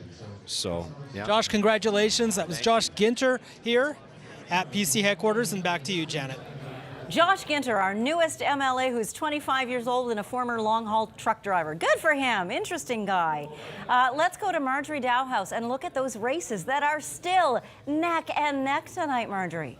Well, Janet, here's a look right now at the current map colors. You can see that we have some progressive conservative seats that are being led by that party down here in the south. We see some NDP orange up in the central part of the province, as well as stretching up north, so the NDP leading in parts of the province there. But let's take a look at the number of the share of the votes right now. 50.2% for the progressive conservatives. They're well over that 38.7% needed for a majority. And actually, in fact, the PCs have been over 44% for most of the evening. 29.8% for the NDP right now, 14% for the Liberals, and 5% of the popular vote for the Liberals. So you can see, because of that number, that's why CBC's projection desk is projecting a PC government. But we're going to take a look at some races that are just too close to call, and that's why, Janet, our projection desk isn't making a call on what kind of government this is going to be. So right now, Riel, one of the tight races, the PCs lead the NDP by 2 votes there. Fort Garry, and the NDP leads the PCs by 20 votes. Assiniboia, the PCs lead the NDP by 22 votes. So some very close races right now. I'm hearing that we have about 20 ridings where there are less than 100 votes separating the top 2 parties. So again, you can see here from the map, we're getting lots of results in, and you can see that the PCs are leading in the south, and we're seeing the NDPs leading up north. Janet? Thank you very much, Marjorie Dowhouse. Lots of buzz coming from the cafe behind me. Let's check in there now. Ismailov, I do have a question for you. Yes. Those red cups you're drinking from, yes, that's just water, right? It is just water. Ah, yes. okay, just checking. The excitement in the Manitoba Votes Cafe is coming from the results that are rolling in. And when it was announced that there is a projected win for the Progressive Conservative government, it looks like there's a lot of reaction from our team here and our people in the cafe. I want to start with Eric Rader, who's with a Wilderness Committee. Now, Eric, I wonder, well, you have, I know, a vested interest and a concern for the environment. What does a Progressive Conservative government moving forward mean for your concerns? Well, I've been working on Lake Winnipeg, and I've been working on parks and wetlands across the province. So the stances from the Progressive Conservative on those issues is not as strong as I'd like to see, but there's been some recent announcements about increasing wetland protection and a program called GROW or ALICE, and we're looking to see that roll out in a much bigger way across the province to protect water before it gets to Lake Winnipeg. So if this is what we have, a PC government, then that's the thing that we'll start working on. Thanks so much, Eric. Now, Danielle Morrison is an articling student at law, and I wonder what reaction you had when you heard the news, you heard the announcement, a projected win for the Progressive Conservatives in Manitoba. I think a lot of my feelings are reserved at this point. I am hopeful that the Conservatives will give more meaning to legislation such as the Pathway to Reconciliation Act. I think that's going to be a great opportunity to move towards consent from Indigenous groups when it comes to environment, and less about consultation and accommodation, because we know that those types of things don't work. I'm also hoping that this government is going to look more at justice and in terms of decreasing the number of Indigenous people incarcerated, remand centers and prisons, and also looking at rehabilitation. People don't get better by sitting in jails, behind bars. They need support services. They need to be treated as human beings. Thanks so much, Danielle. And there you have it. Back to you, Janet. Thank you, Ismaila. Let's take a look at what's happening in several ridings tonight. In Assiniboia, for example, you see Scott Johnston still in a fight with Joe McKillop of the NDP. And that was Stephen Fletcher's riding before he left the PC caucus. It's often a battleground. Jim Rondo had it before for the NDP, but the PCs have targeted this for many years, and it looks like it might stay in the same thing if this pattern continues, but only 16 out of 44 polls. Now, we know the NDP wanted to take St. Vital, and currently its candidate, Jamie Moses, is in the lead there. That's right, and Colleen Mayer was promoted to the cabinet, a Minister of Crown Corporations. She's in second place by over 100 votes behind.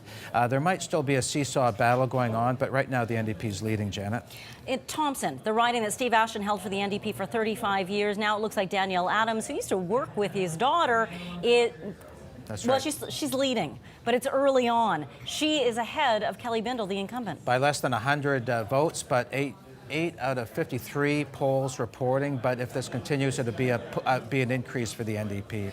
In Transcona, we see that Nello Altamar is in the lead, but again, a 67-vote lead over Blair Yakimowski. That's right. And Yakimowski was an incumbent, is an incumbent, and so he'll want to be holding it for the PCs, but he's in second place right now.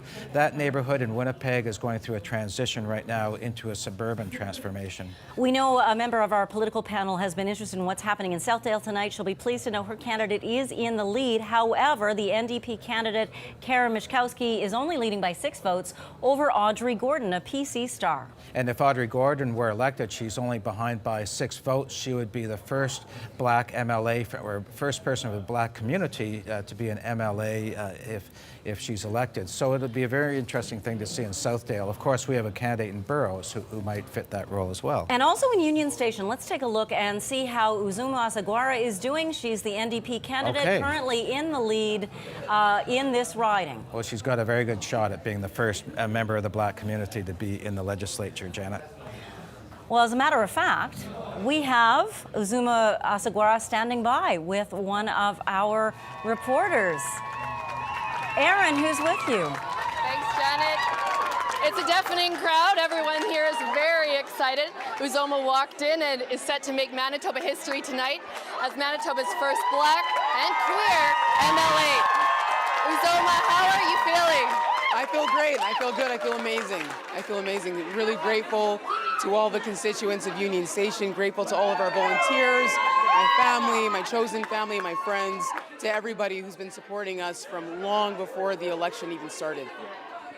Why is representation in politics so important?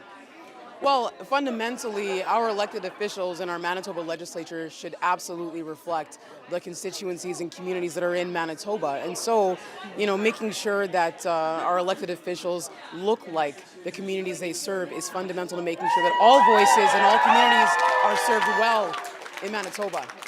Uzoma is a psychiatric nurse, an addiction specialist, an athlete, and someone who stands up for marginalized people in Manitoba. How will you channel this work in the legislature? I have a long-standing history of being committed and involved in all of our communities in Union Station. I'm grateful and I'm fortunate to have many communities who I've walked alongside for a number of years. And really what we're hoping to do is to take this work and these relationships and partnerships and take them right into the Manitoba legislature and make sure all communities are served well and equitably heard and represented in a way that makes sense for all Manitobans. You've obviously got a lot of support here, and you've got support in Union Station. Have you been feeling support all the way along the campaign? Oh, absolutely. From before our campaign even launched, during the nomination process, we had folks from Nigeria, we had people from all across the world, all across Manitoba and Canada, supporting us, showing up for us, and lending their support. And it's all of those contributions that have led us here to this moment. I'm so grateful, and I know that we can all feel it here in the room tonight. That's Uzoma Azaguera, set to make Manitoba history tonight. Thank you, Janet. And thank you, Aaron Broman, reporting live. Despite some very tight battles, we have another call to make.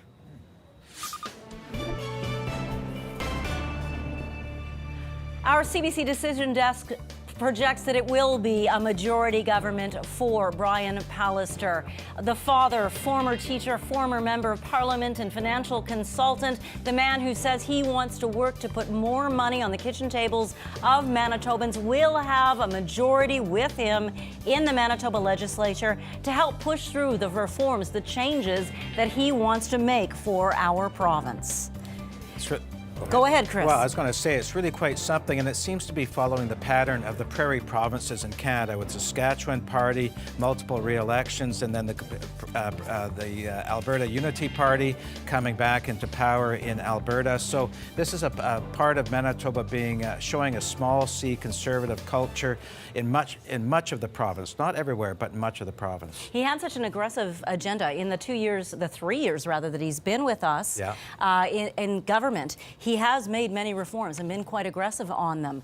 There was some concern tonight by people who are progressive conservative supporters that perhaps they'd been a little too aggressive, that perhaps there would be pushback from that, but we are not seeing that pushback tonight. I mean, he's taken on some real risks. He's redone the hospitals, the emergency wards in many parts of the community.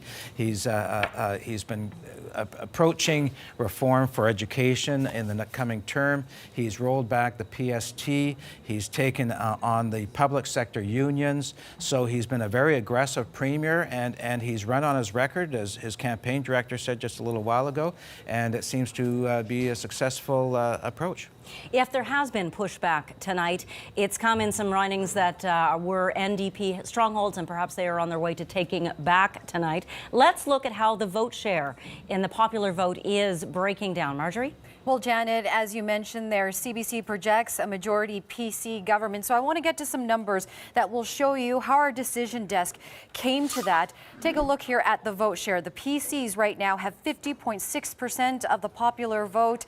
They have had that popular vote number pretty much all evening. They've been sitting above 44% of the popular vote for pretty much the entire evening. 28.4% of the popular vote right now for the NDP. The Liberals at 14.6% of the popular vote. The Greens at 5.6% of the popular vote. Again, the PCs there, you can see well over that majority of 38.7% of the popular vote. But aside from the popular vote, we are looking too at the change in seats. So the PCs right now stand to lose 7 seats. That is actually it's not looking bad for them, because they would actually have to lose 13 seats to lose that majority status, but really, they're not going to, because we project a PC majority government. The NDP are trending in the right direction. So far, they stand to gain 8 seats. The Liberals right now look like they could lose 1 seat. So again, those numbers, vote share, and also seat change, Janet, give you a good idea as to why CBC projects a PC majority government. Thank you very much, Marjorie Dowhouse. Let's see what's happening in Steinbach, shall we? I'm curious about Steinbach because the man running in Steinbach, Kelvin Gertzen, is sitting right over there. And I'm curious to see how he's doing. His wife and his son are here. Well, look at that, Kelvin Gertzen. Our CBC Manitoba Votes Decision Desk projects that you are going to keep your job. Congratulations. Marcy. Oh, wait, we have another announcement to make in Fort Rouge. It looks like Wab Kinew has been elected. We are projecting that he will win that riding. James Badon doesn't have, he's in 4th place in that. There you go. And James Bedham, the Green Party leader, Chris just pointed out, Yep. is not even making the top 3 in there. Now, shall we go to our panel? Is that where you'd like to go and see how Kelvin Gertzen feels about not having to look forward? You know?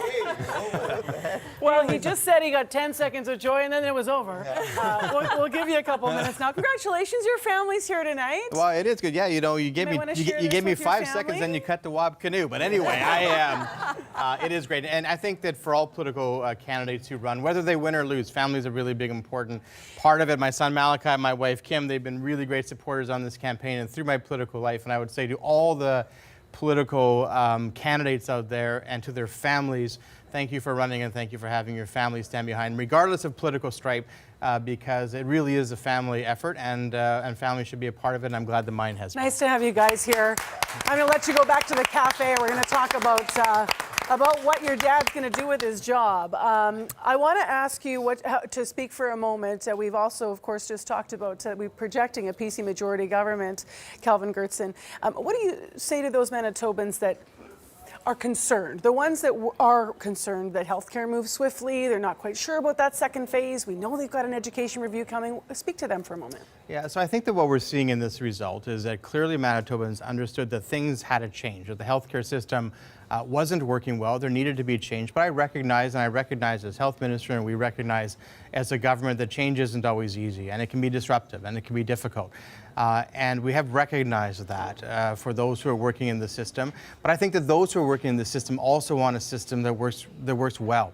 And they know it wasn't working well before, and we need to give these changes, which are backed up by evidence and backed up by experts and things that have been done in other provinces. We need to give them time. And I think the results we're seeing today generally are Manitobans saying they understand that and they're willing to give it time.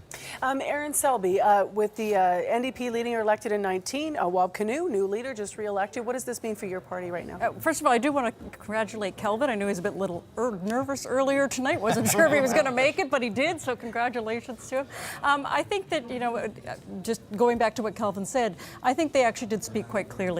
When you lose that many seats, it's majority government still, but Manitobans spoke and they've said that they are not entirely happy. And not just by the seat count. 18 is looking good right now. We've seen it go up and down a little bit, but also by how close we are in some ridings that should be traditional Conservative seats. How concerned are you right now, Sachin Mehra, as your party is still really trying? The goal tonight was we're waiting on a couple of ridings yeah. still to come in, so we're watching the vote count very, very closely. It's not exactly where we want to be tonight, obviously, but I think we're going to cross the line and be in a good shape to hold the government's feet to the fire, and that's exactly what it's going to be. At the end of the day, Marcy, I've seen this movie before, been watching this for 26 years, and we do go one way and then we go all the way the other way, and at some point in the legislature we have to have a third solid voice, and we're looking forward to doing that.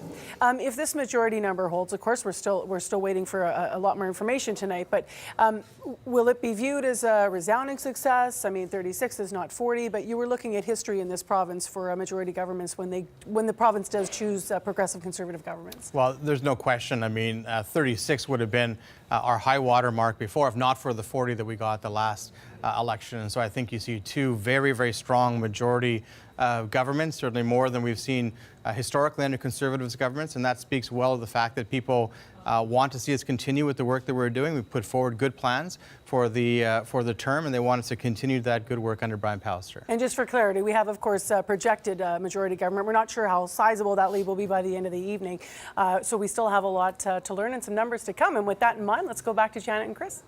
Well, one certain thing that we do know for certain is that Uzuma Asagwara, we project, will win in her riding of Union Station. That could mean a lot to members of Manitoba's Black community. 2019, and she is the first member of the Black community to be elected as an MLA in our province. Let's go to Ismaila Alpha, standing by in our Manitoba Votes Cafe. Well, you speak there of the projected win for possibly the first Black MLA here in Manitoba. I'm standing with the first Black City Councillor here in Winnipeg, Marcus Chambers, City Councillor for St. Norbert, and Deputy Mayor as well. I wonder what that, what you feel when you hear and see the first potential Black MLA here in Manitoba. Well, first of all, congratulations to Zuma. I sat with her in an interview that we did earlier this year, and I can just tell from her that she's a very capable woman. And I'm so glad that there is now a member of the Manitoba legislature that is Black. But it's not just about being Black, it's about being capable. And I know for a fact she is very capable. What does it mean for, young Black people in Manitoba to see someone who they feel looks like them, not only Black and in a position like that, but very capable, as you point out? Well, we're all from somewhere. And so it's an opportunity for newcomers to see themselves reflected in government, and that the decisions that are being made are also representational of them. So this is absolutely fantastic. Winnipeg is such a diverse city. Manitoba is a diverse province. And it's a great opportunity, again, as newcomers are coming in, that they can see themselves represented in our government. Now, there is so much I want to talk with you about. I mean, not just the first Black MLA here in Manitoba, but the fact that is a projected majority government for the Progressive Conservatives here in Manitoba. What does that mean to you? Well, we were sitting in EPC this morning and we were talking about the election and what that might represent. And it's an opportunity now for us to refresh our relationship with the provincial government.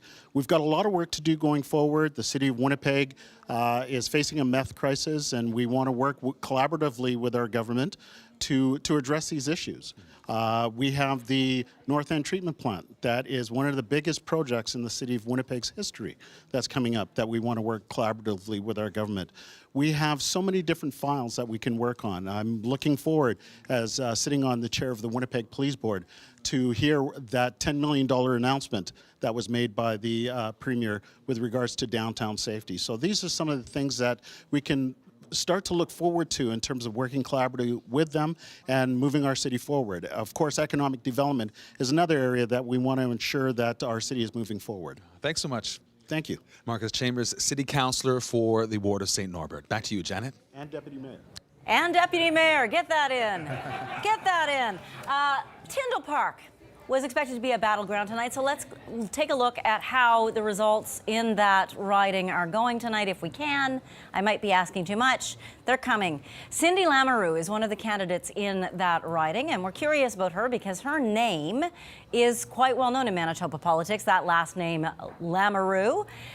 She was running in Tyndall Park, which Chris Adams was a different riding than she was in last time. Burrows, so we've just been watching Burrows go over to the NDP. I have to interrupt you so we can go live. Oh, there's that board. Okay, Cindy Lamoureux that's quite a she has quite a lead over Ted Marcelino, who's an incumbent in that riding. Let us go now live to show you what's happening at Liberal headquarters. There she is with our Sean Cavanaugh. Sean?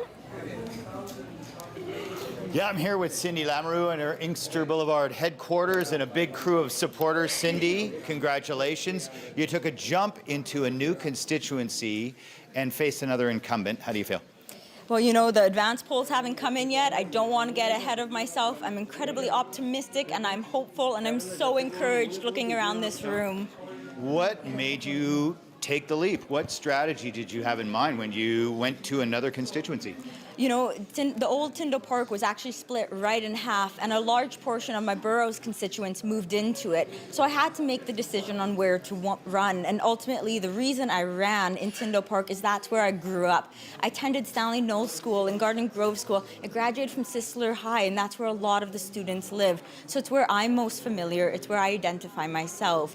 So that's why I decided to run there, and then we hit the ground running. We literally door knocked every single day. We wanted to spend time with people. More than the quick 5-second elevator pitch, we actually want to talk with people, connect with them.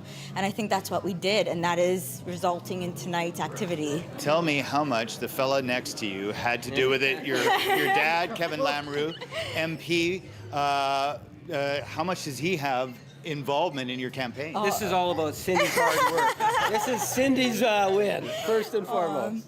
Well, I know that and I know that I would not be here without my father, because of what he has taught me over the years. You know, he's taught me the importance of public service, the importance of giving back to our community, taking pride in our community, and I truly want to do whatever I can to make Tyndall Park the best community. One real quick one. We have 3 Liberal seats, down from 4 potentially. Yeah. How do you feel about that going into the legislature in October?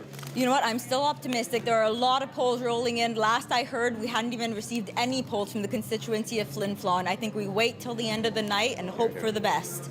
I wish you the very best. Congratulations, I appreciate Cindy. that. Thank you. And back to you, Janet. Thank you, Sean Cavanaugh, there with Cindy Lamoureux, who is leading in the riding of Tyndall Park. Well, let's see how other female candidates are doing this evening. Marjorie Dowhouse has been looking at that. What are we seeing, Marge?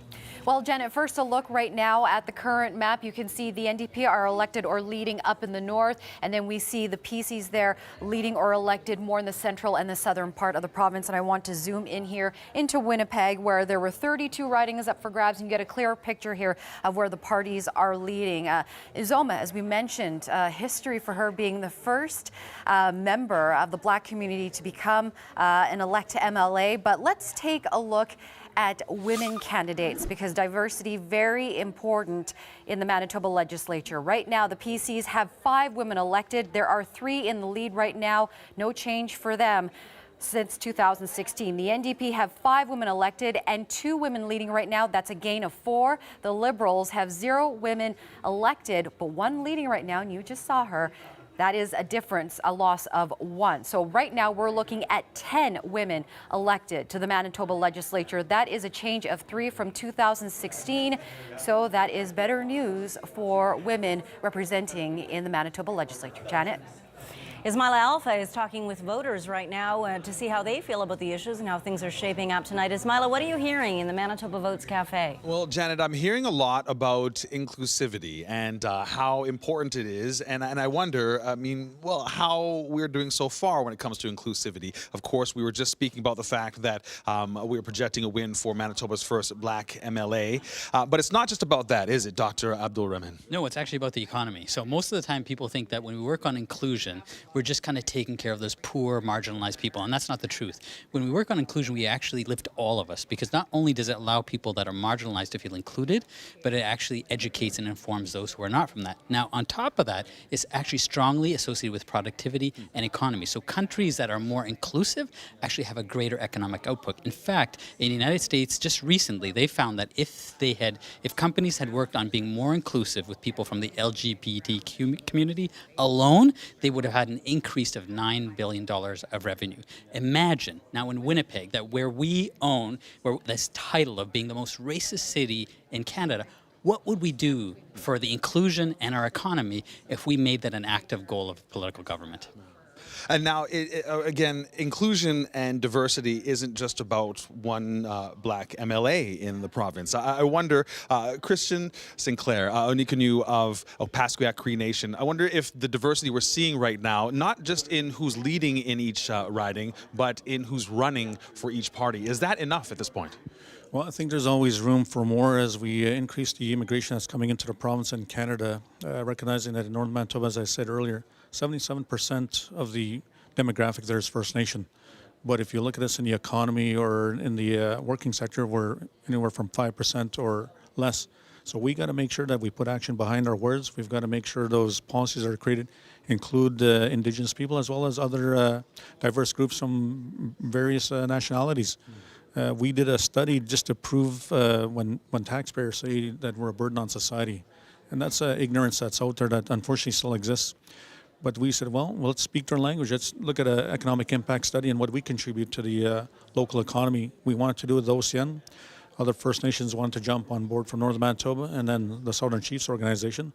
So we said, let's open it right up and let's see what the real number is. Based on the 2016 census, $9.3 billion is contributed by the First Nations into the Manitoba economy.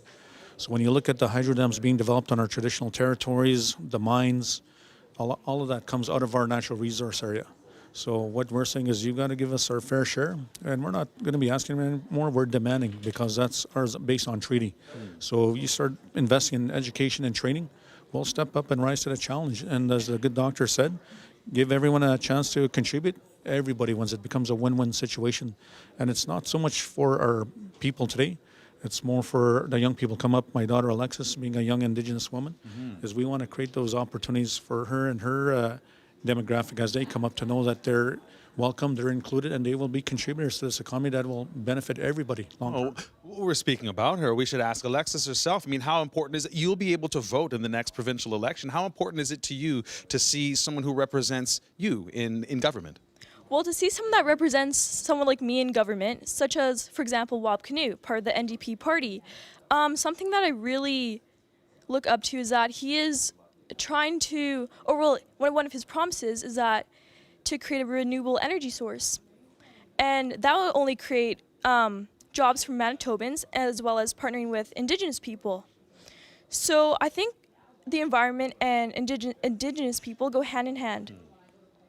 So with that being said, I actually read an article yesterday, and even though Indigenous people comprise only 5% of the world's population, they actually protect over 80% of the biodiversity here. So I think in order to create climate justice, you must join forces and reconcile with Indigenous people as well. So you feel that if you see people who represent you, they will care about the same issues you are caring about? Correct. Thanks so much. There you hear it. Janet, back to you. Thank you so much, Ismaila Alpha. Let us take a look tonight at Wolseley. What is happening there? Because we don't see a Green candidate on our leading board. And Wolseley is where Dave Nickers was hoping to lead, but he's in second place after Lisa Naylor of the NDP. That'd be a real disappointment for the Green Party. They really put all their chips in that. They even had advertisements on commercial radio for David Nickers this week.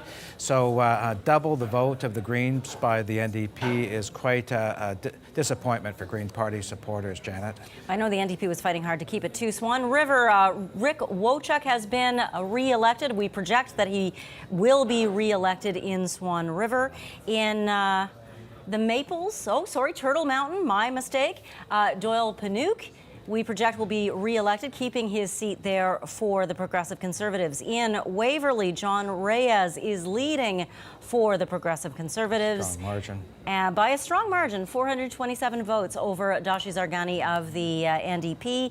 And in Portage la Prairie, Ian Wishart, we project, will be re-elected there. An even stronger lead of more than 1,700 votes. Another strong candidate for the Progressive Conservatives, Audrey Gordon in Southdale, in the lead tonight. That's a very interesting board we're looking at, Janet. Is Audrey Gordon came in second place ahead of the Liberal Party leader, Rana Bakari, in the last election in Fort Rouge. She worked this place of Southdale very, very hard. She was beside the Premier throughout many of the public meetings the Premier had. And she would also be one of the first members of the Black community as the member of the legislative. So we might have two members. It is still a battleground in Southdale, though. We have roughly half the polls reporting and fewer than 100 votes separating those two candidates. Myrna Dreger, however, has a very comfortable lead in Roblin, so we are comfortable projecting that she will retain that seat. Past Speaker of the House. And someone who is standing by right now with our Bartley Kivas at Progressive Conservative headquarters. Bartley. Okay, first, Myrna Dreger, congratulations. Thank you very much. Now, PCs are doing quite well tonight. Maybe not as well as they could have possibly done. What do you think tonight of the results so far?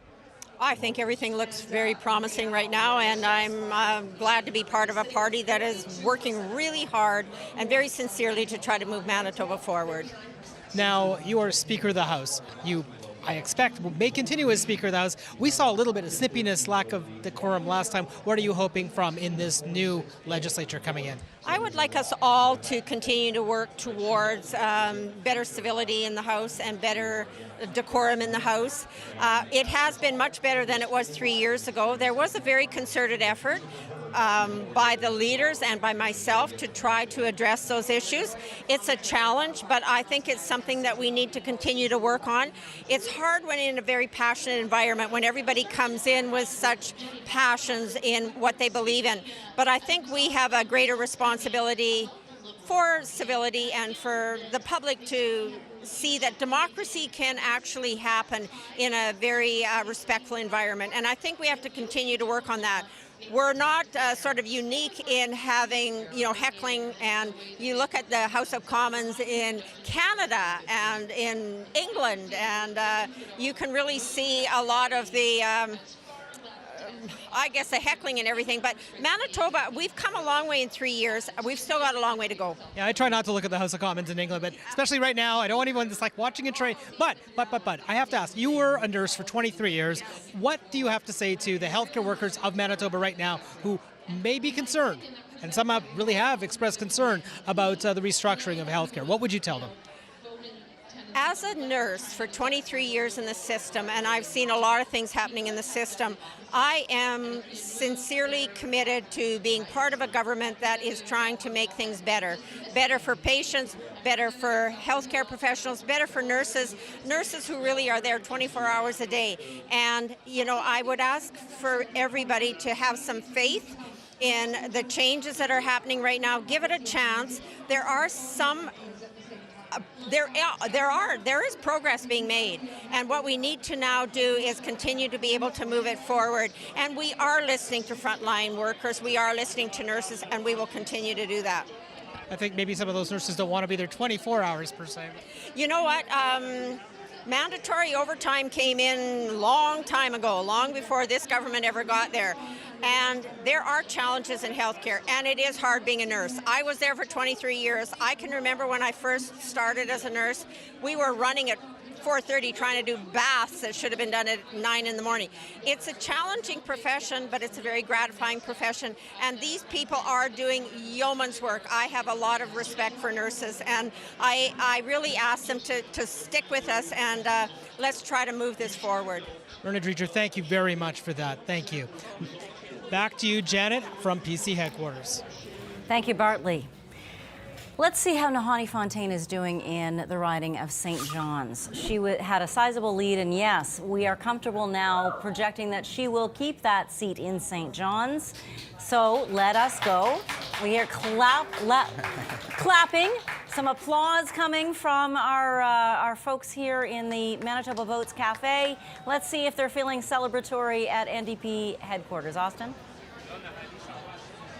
Janet, there is a lot of clapping going on here. In fact, when it was called that Nahanni Fontaine would be re-elected, there was a lot of cheering in the room. We've been hearing a lot of cheers tonight here at NDP headquarters. Every time there's a small win, a new seat that this party is able to get. Don't forget, in 2016, when the party had that disastrous loss, they only got 14 seats. And so the fact that they're ahead is good for the party. It's certainly good for the people in the room here tonight. And Nahanni Fontaine does join me now to react to this, so congratulations.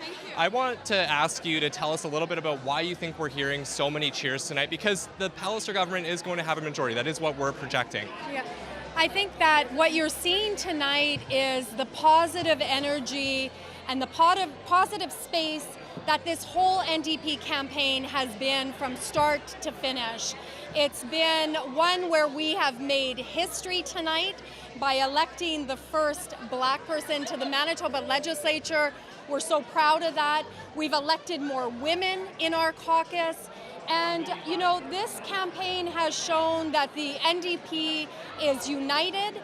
We are proud of the campaign, and we're proud of our leader and the way that he held all of us during this campaign, and the way in which he showed a better way for Manitobans. I want to ask you about that last point, because we know there was so much division before.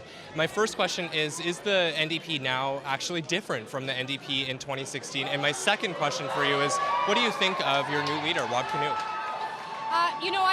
I can't talk to what the NDP was prior to 2016. All I know is that since I got elected in 2016, since Wab Kinew got elected in 2016, since Bernadette Smith got elected in 2017. We've been moving the NDP in a good and positive way. And I'm proud of the work that the NDP has done, not only in the Manitoba legislature, but in all of Manitoba and in our communities.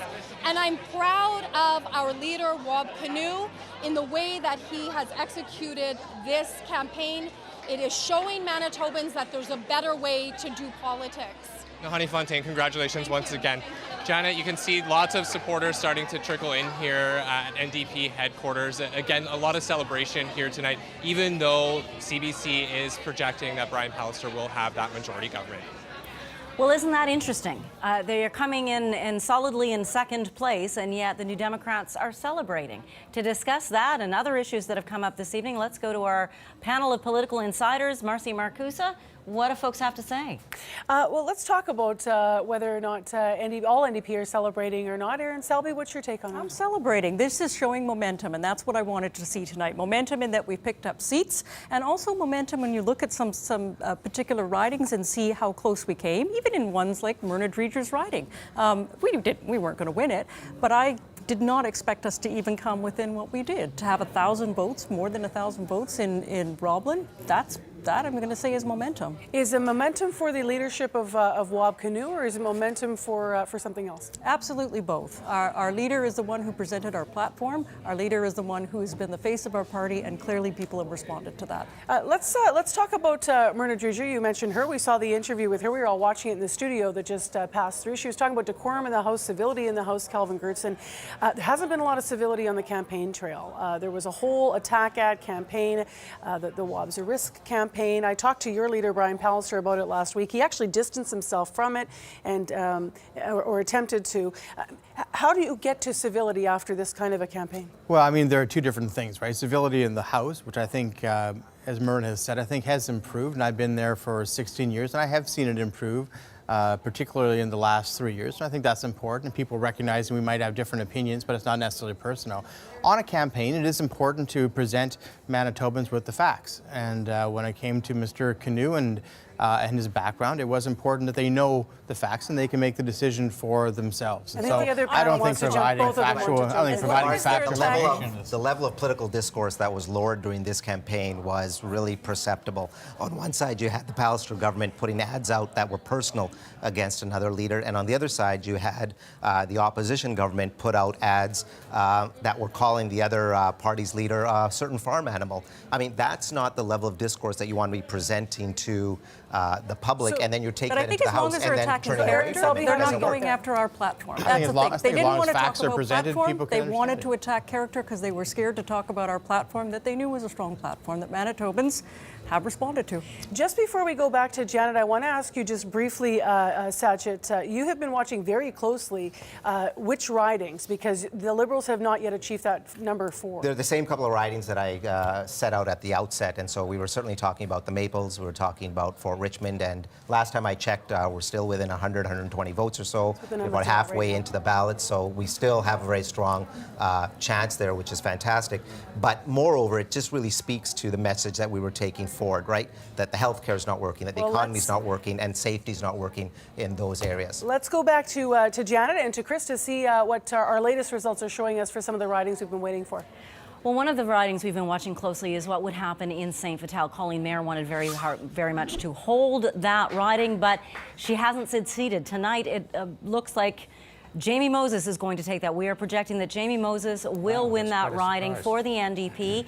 He will be the second Black MLA elected tonight into Manitoba's legislature. And right now there are 3 leading or elected right now, according to. So he would be the second so far that we at the CBC studio here, if we called elected. And that's quite surprising for me. I mean, in the Colleen Mayer was promoted to the cabinet.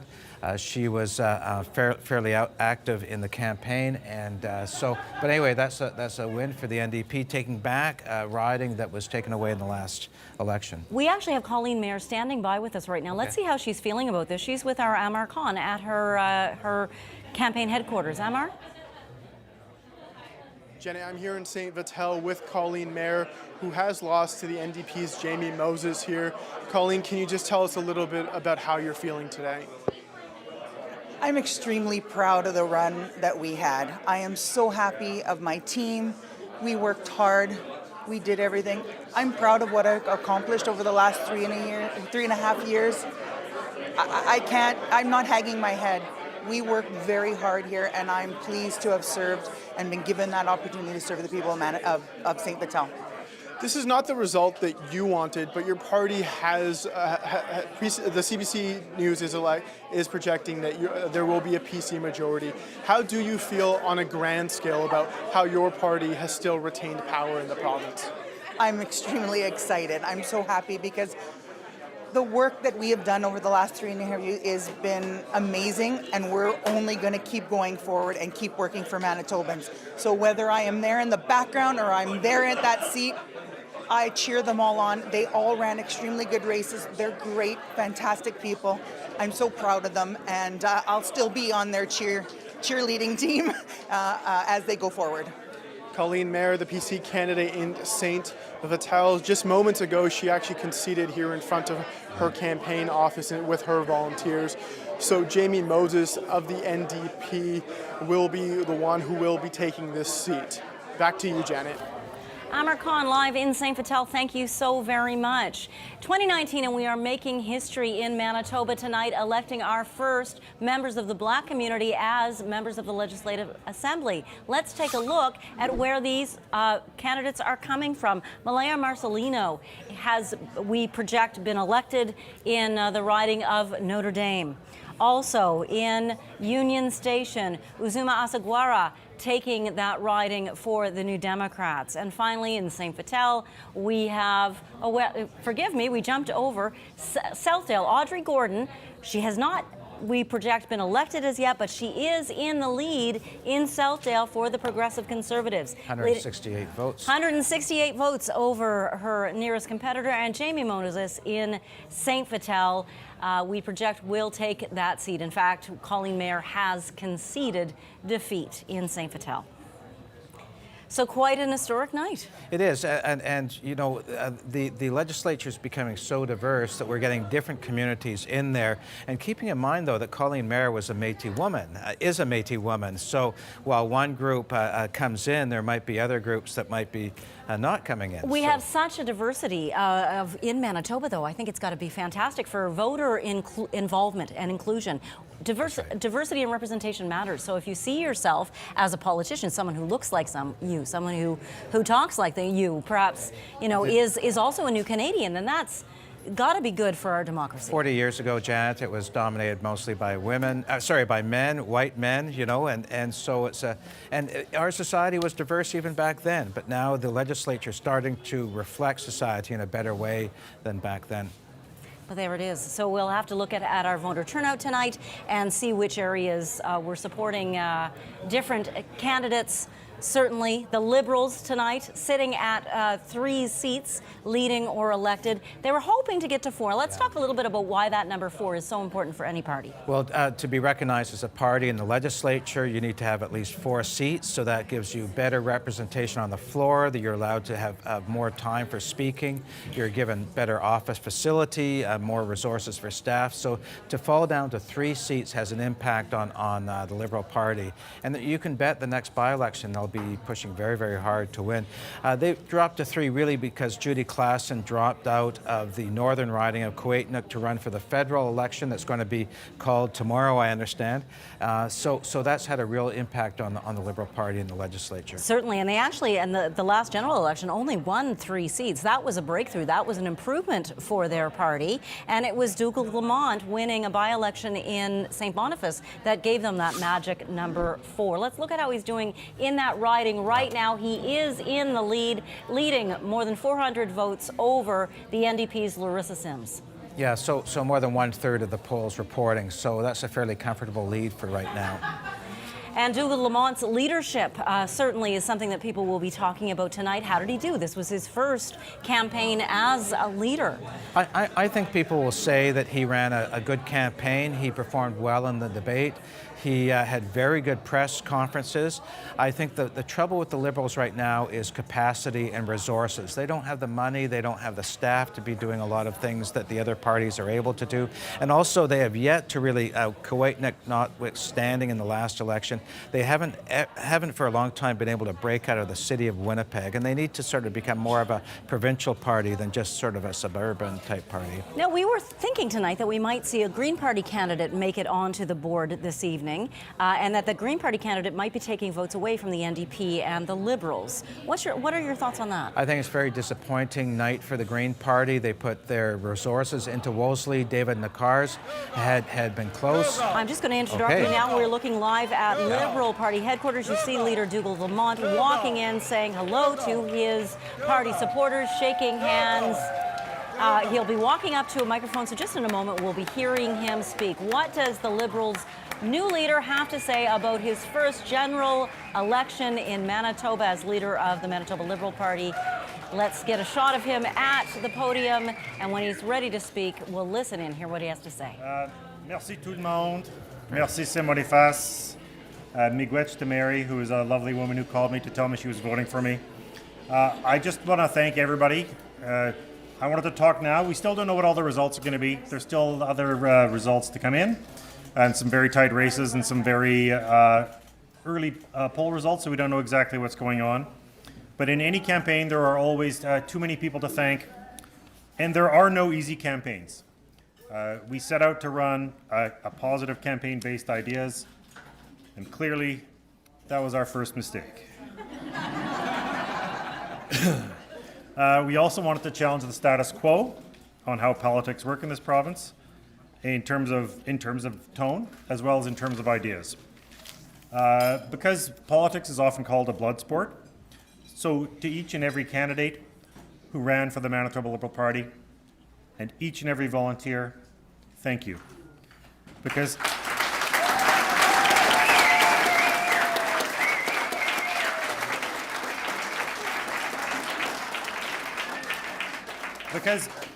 campaigns are hard. They're hard on the candidates, they're hard on families and kids, and they're hard on the people who put their names on the line and who have to, there's all sorts of, the slings and arrows of what comes along with politics. And we ran a campaign that we can all be proud of at the end of the day. We can all hold our heads high.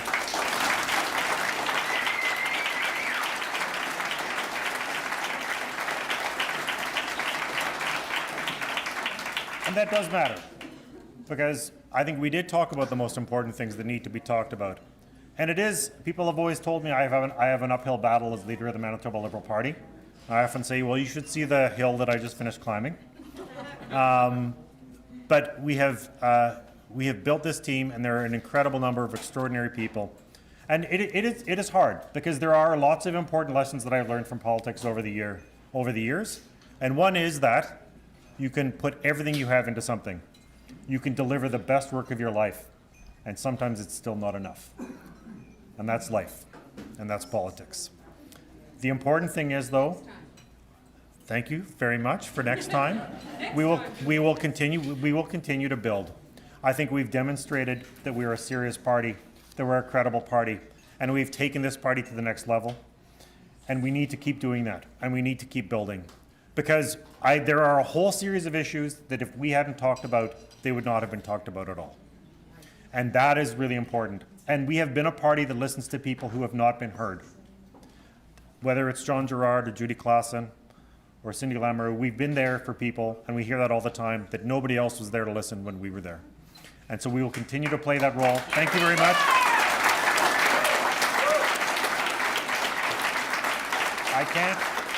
I can't thank any of you enough. Of course, my wife and my kids, and my mother, and all our relatives, and everyone who worked so hard.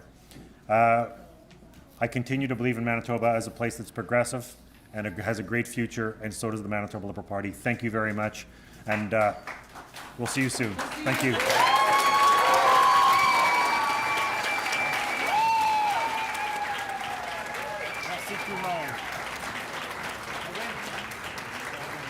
Dougal Lamont, leader of the Manitoba Liberal Party, Dougal Lamont there, thanking his volunteers, thanking his family. You see him there with his wife and his daughters, thanking all the staff, all the people who worked hard. There's John Gerard there.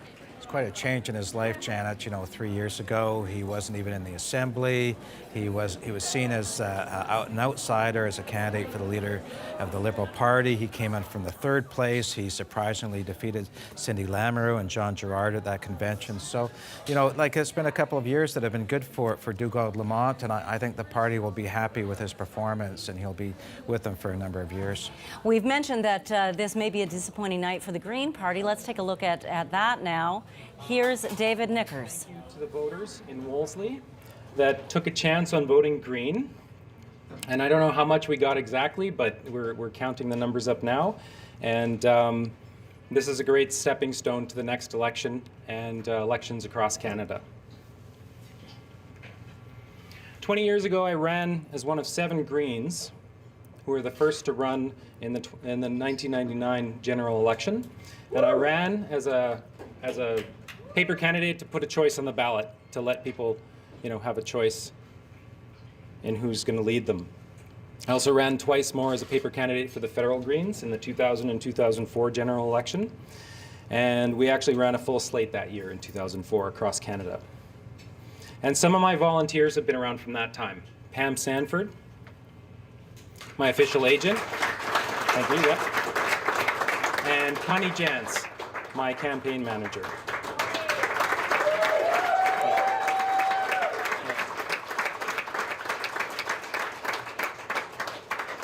I also want to thank my core team of volunteers, Pam, Connie, Brianne, Paul, Liz, who's in Japan right now, Sandy and baby Mary, who came canvassing with me a number of times in May, Ruth, Dirk, Laura, Prasad, Dennis, and Janice, just to name a few. We've had a lot of youth volunteers as well. Like I said, baby Mary. We also had another baby come out. We've had volunteers as young as 10 who came with their parents. And we had teenagers helping out who were 15, 16, and 17 years old.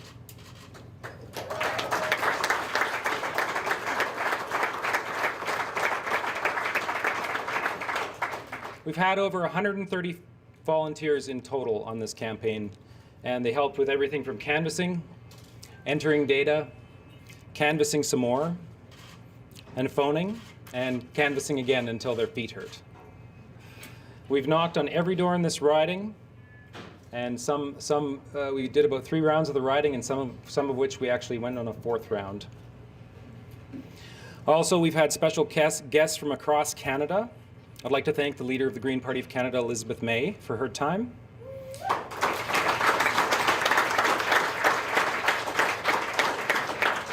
The leader of the Greens in PEI, Peter Bevan Baker, and Hannah Bell.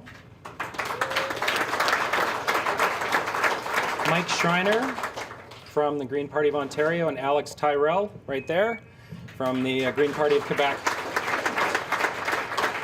We've had experts advise the campaign like Sean Yeo, Lynn Serpy, and Dave Bagler, and many others. I couldn't have done this without the excellent leadership of James Bedome and Andrea Chalet. Would you guys come up, please?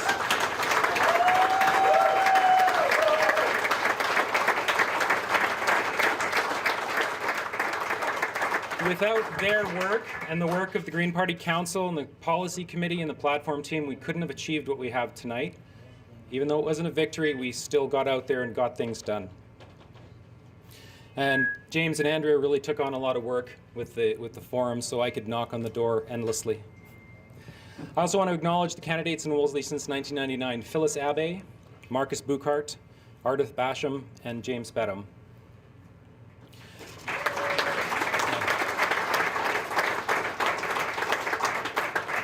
Last but not least, I want to thank my family, my father and my mother, my stepfather Bill, Many members, other David members of my Nakars family of the cut Green out. Party, My the cousins Wolseley worked on the candidate who'd campaign. been so hopeful that he might make a breakthrough tonight. Only 400 candidate votes separated him the last time around from Rob Altemeyer, who ended up winning the Wolseley riding. He was hoping that without Rob Altemeyer running in the riding this time around, that the Green Party might actually be able to have a win tonight, but alas, that has not happened. Let's go to our political panel, our insiders, to talk about what has happened.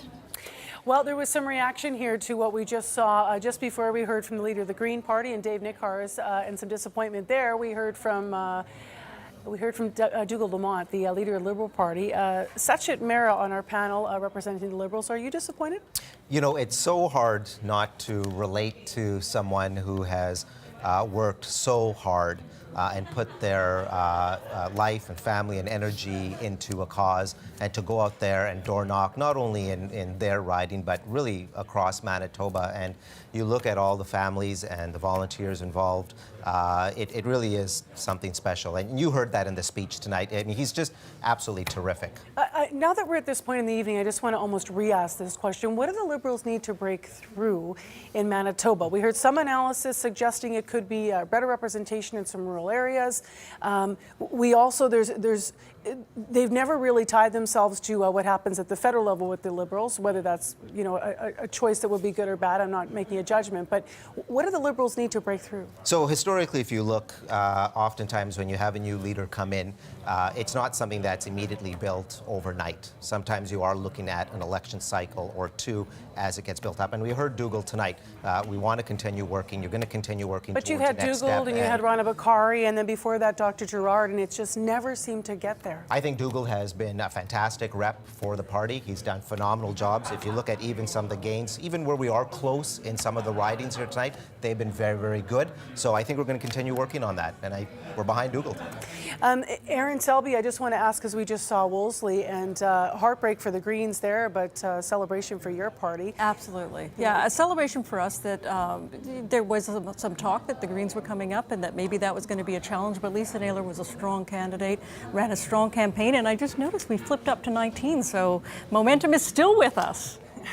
We'll have to, I want to ask you about your party leader, Wab Kinew, in terms of whether or not there'll be any challenge to him because this showing, or if this tonight, where you are at right now, is, you know, people will be behind him staying the course within the party. I mean, we've picked up seats. We just picked up another one a few minutes ago. I think that people will be very happy with this performance.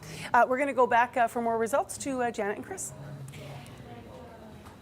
Thanks very much, Marcy Marcusa. Now, Chris Adams, I just wanted to ask you something. We heard from Sachet Mehra. What's it going to take for the Liberals to break through? He is someone who cares very deeply about the Liberal Party, is very personally involved. Yeah. As a more neutral outsider, yeah. as a political scientist, what do you think it'll take for the Liberal Party to actually grow in Manitoba? Well, one of the things is party financing, and party financing rules have changed to the detriment of the Liberal Party from 10 years ago. I would say that's one thing. I think secondly, the federal Liberal Party brand has a problem in Manitoba, the last election notwithstanding federally. So there are some problems with that. I would say third is that when you have two parties contending for winning the government, it's hard for a third party to squeeze in. And if your support's around 15 to 20% across the province, that produces very few seats rather than concentrated in a certain area. It's partly a problem facing the Greens as well. So the rules of the game for election boundary for election financing has dampened them, their opportunities, but also the first past the post system. The first past the post system, which remains with us. That's right. Yes, it does. Not much we can do about that right now, but Wab Kinew is going to be a topic of discussion as we wait to see what he has to say later in the evening. I'm sure he's going to come out and talk to his supporters as well. Right now, Ismaila Alpha is speaking to a voter who thinks a lot of Wab Kinew. Let's check in there with our Manitoba Votes Cafe. Well, thanks so much, Janet. I am here with Mary Black, who is a former social worker and a public speaker. Now, we'll get to Wab in a moment. First, the PC majority. What ran through your mind when you got that news? Kill me now. That's what ran through my mind. Really? Why is that? Because they've done so much damage to my home community, like the place I grew up in, and the cuts to healthcare, and like people are, you know, because it just happened, like the emergency rooms just closed down recently, you know. There were 67 people waiting in the emergency room the other day, people lying on the floor screaming in pain. So in 2 years from now, what's gonna happen? Like, we are going to see people die. That's what's gonna happen. And it's heartbreaking. It's saddening, you know. I was really, really hoping that Wob would win. Well, Wob did win in his riding. And how are you feeling about that, at least? Is that solace for you? Kind of, yeah. I know he's a good man. Like, I've known him for a really long time, so I feel proud of him, and I'm still disappointed, though, a little bit. You know? What do you think Wob Canoe and the NDP will need to do as far as being official opposition, if they can hold steady at the point that they're at right now? What will they need to do with a progressive conservative majority? You know what? I think that realistically, like, we are living in a time right now where we cannot afford to keep ignoring the fact that our Mother Earth is dying. You know, we are not going to live to see 50 years. You know, me, my children, my grandchildren, like, they're not going to have an Earth to grow up on. This is not a question anymore. Like, I've traveled to communities where the ice melted too early and 75,000 caribou died because that's their birthing grounds, where the polar bears are coming farther and farther south and they're starving. I've seen this with my own eyes, you know, and all of these disasters around Mother Earth that are happening. Well, I feel like people are getting sick because of this. This is our mother. You know, as an Indigenous person, I feel like Wob has a more of an understanding of the connection between people, land, and our mother. You know, if a woman is pregnant with a child, then if she gets sick, the baby will get sick. I get that analogy. I understand the emotion. Thanks so much, Mary. Really appreciate that. Mary Black with some thoughts on a PC majority, but also a win for Wob Canoe in his riding. Back to you, Janet. Well, very strong words there from a supporter of Wob Canoe. Very upset that the NDP were not able to pull off a victory tonight, but they have made gains. 14 seats rather, is what they won in the last general election, and tonight, currently leading and elected in 19. If we take, we have reporters standing by, of course, at all the party headquarters, including at New Democratic Party headquarters, where we are currently waiting for Wob Canoe to enter the room and to thank his supporters, because listening to Aaron Selby, listening to our party insiders, 19 is a gain. 19, in Manitoba, we are a province that traditionally always gives a party a second term. Very unusual for that to only get one term. So if you look at history, Brian Pallister was expecting to win again. The NDP was hopeful, but not expecting to win tonight. What they wanted to do was gain back some of the ground from the punishing vote that happened in 2016. And tonight we've seen that happen. In battleground Winnipeg, they've won back some ridings. Now, Chris Adams, I see beside me. Chris, join in. Let's talk about what they've gained. But I have to warn you, as soon as we see Wob Canoe, I'm going to have to cut you off. Sure, so of course. But the last time there's been a one-term government was Sterling Lyons, 1977. One-term government that was defeated by Howard Pawley's NDP. So you're right, Janet. It's not normal to have one-term governments. So the polls also indicated, leading up to this election date, that the PCs were well ahead. In fact, I think in many ways they've done better in the popular vote, what we've seen so far of what the polls were saying. But the battleground of Winnipeg, I think Wob Canoe should be very happy about getting to 19, maybe to, I see the board now says 18. But, you know, he's building up a little bit of momentum to be the government in waiting. So here we go. Here's Wob Canoe, Janet. Walking into the room in the Metropolitan Entertainment Center downtown. Jubilant crowd. His wife and his sons there. Let's listen in and see what Wob Canoe has to say tonight. Thank you so much, Manitoba. And thank you so much, New Democrats. Way to stand up for all of us in this province. How do you do? I'm Wob Canoe, and I'm feeling pretty good tonight.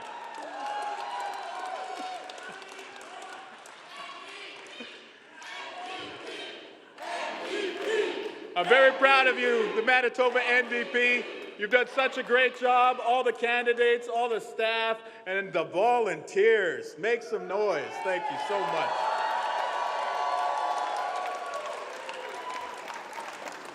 So just a few minutes ago, I called Brian Pallister to congratulate him on his victory tonight.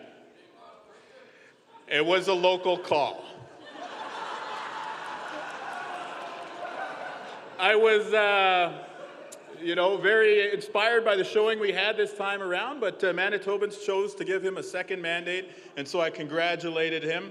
Humble in victory, humble in defeat. That's my goal. But I don't think we were defeated tonight. I think Manitobans sent a very, very strong message. And the seats that we took back made it very clear that Manitobans want us, the New Democrats, to not only be the conscience of Manitoba, not only to be the opposition of Manitoba, but to be the progressive voice for Manitoba.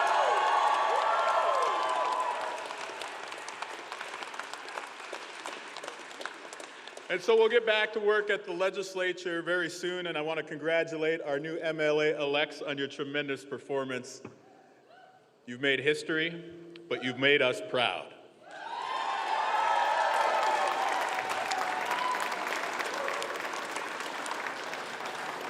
I also told Mr. Pallister that he should bring in the agri-recovery protocol. No response in the room whatsoever. But this is a very important thing that our livestock producers need, and I just want everybody across Manitoba to know that we are serious about representing your concerns, whether you're inside the perimeter, whether you're in rural Manitoba, or whether you are in the north. We are a party for all of us.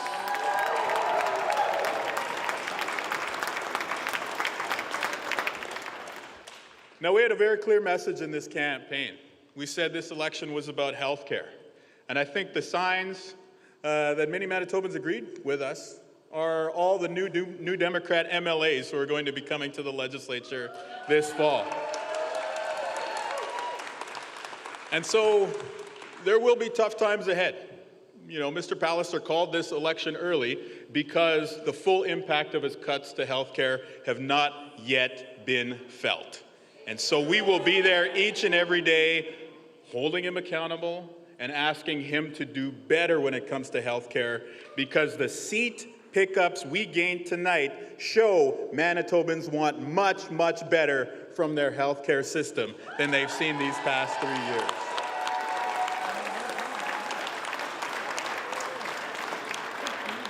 I also spoke to many Manitobans across the course of this campaign who are thinking about education.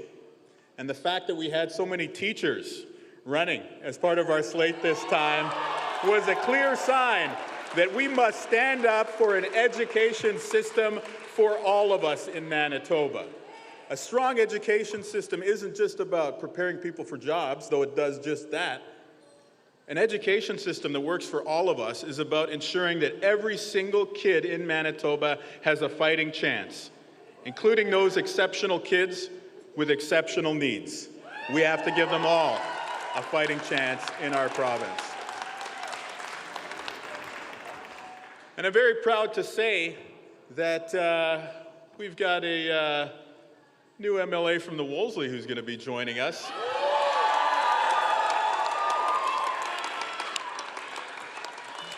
And I'm also very grateful to have been given a second chance to represent Fort Rouge.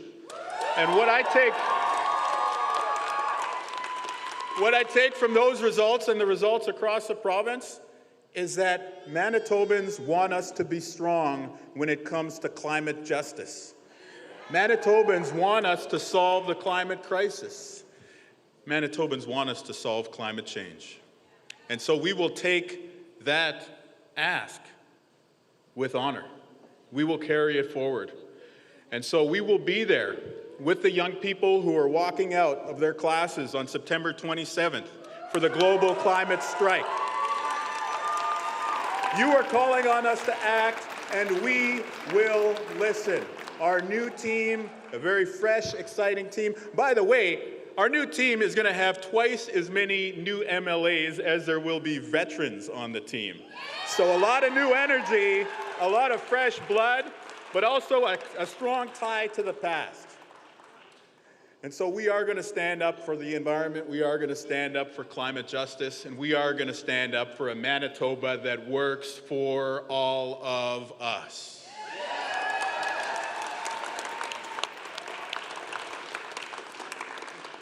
And so I want to thank my family, my beautiful wife Lisa, the boys, my siblings, in-laws, everybody. I've been really blown away. You guys have really sacrificed to be able to allow me to run this campaign. I could not have done it without you, literally. So I just want to say thank you. Or as we say back home, miigwech.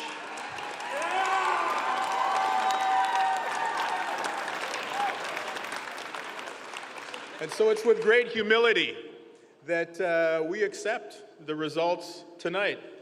Not because we feel any kind of way about the outcome of tonight's election, but we accept this with humility because the people of Manitoba have given us an awesome job. They have made us the official opposition. They have sought fit to give us an increased seat count in the legislature. And they have sent a clear message to Manitobans that the New Democratic Party is the progressive voice here in Manitoba.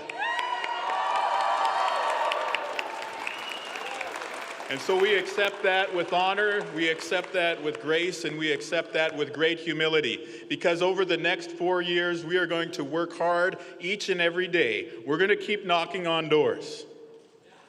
We're going to keep showing up for all the community events.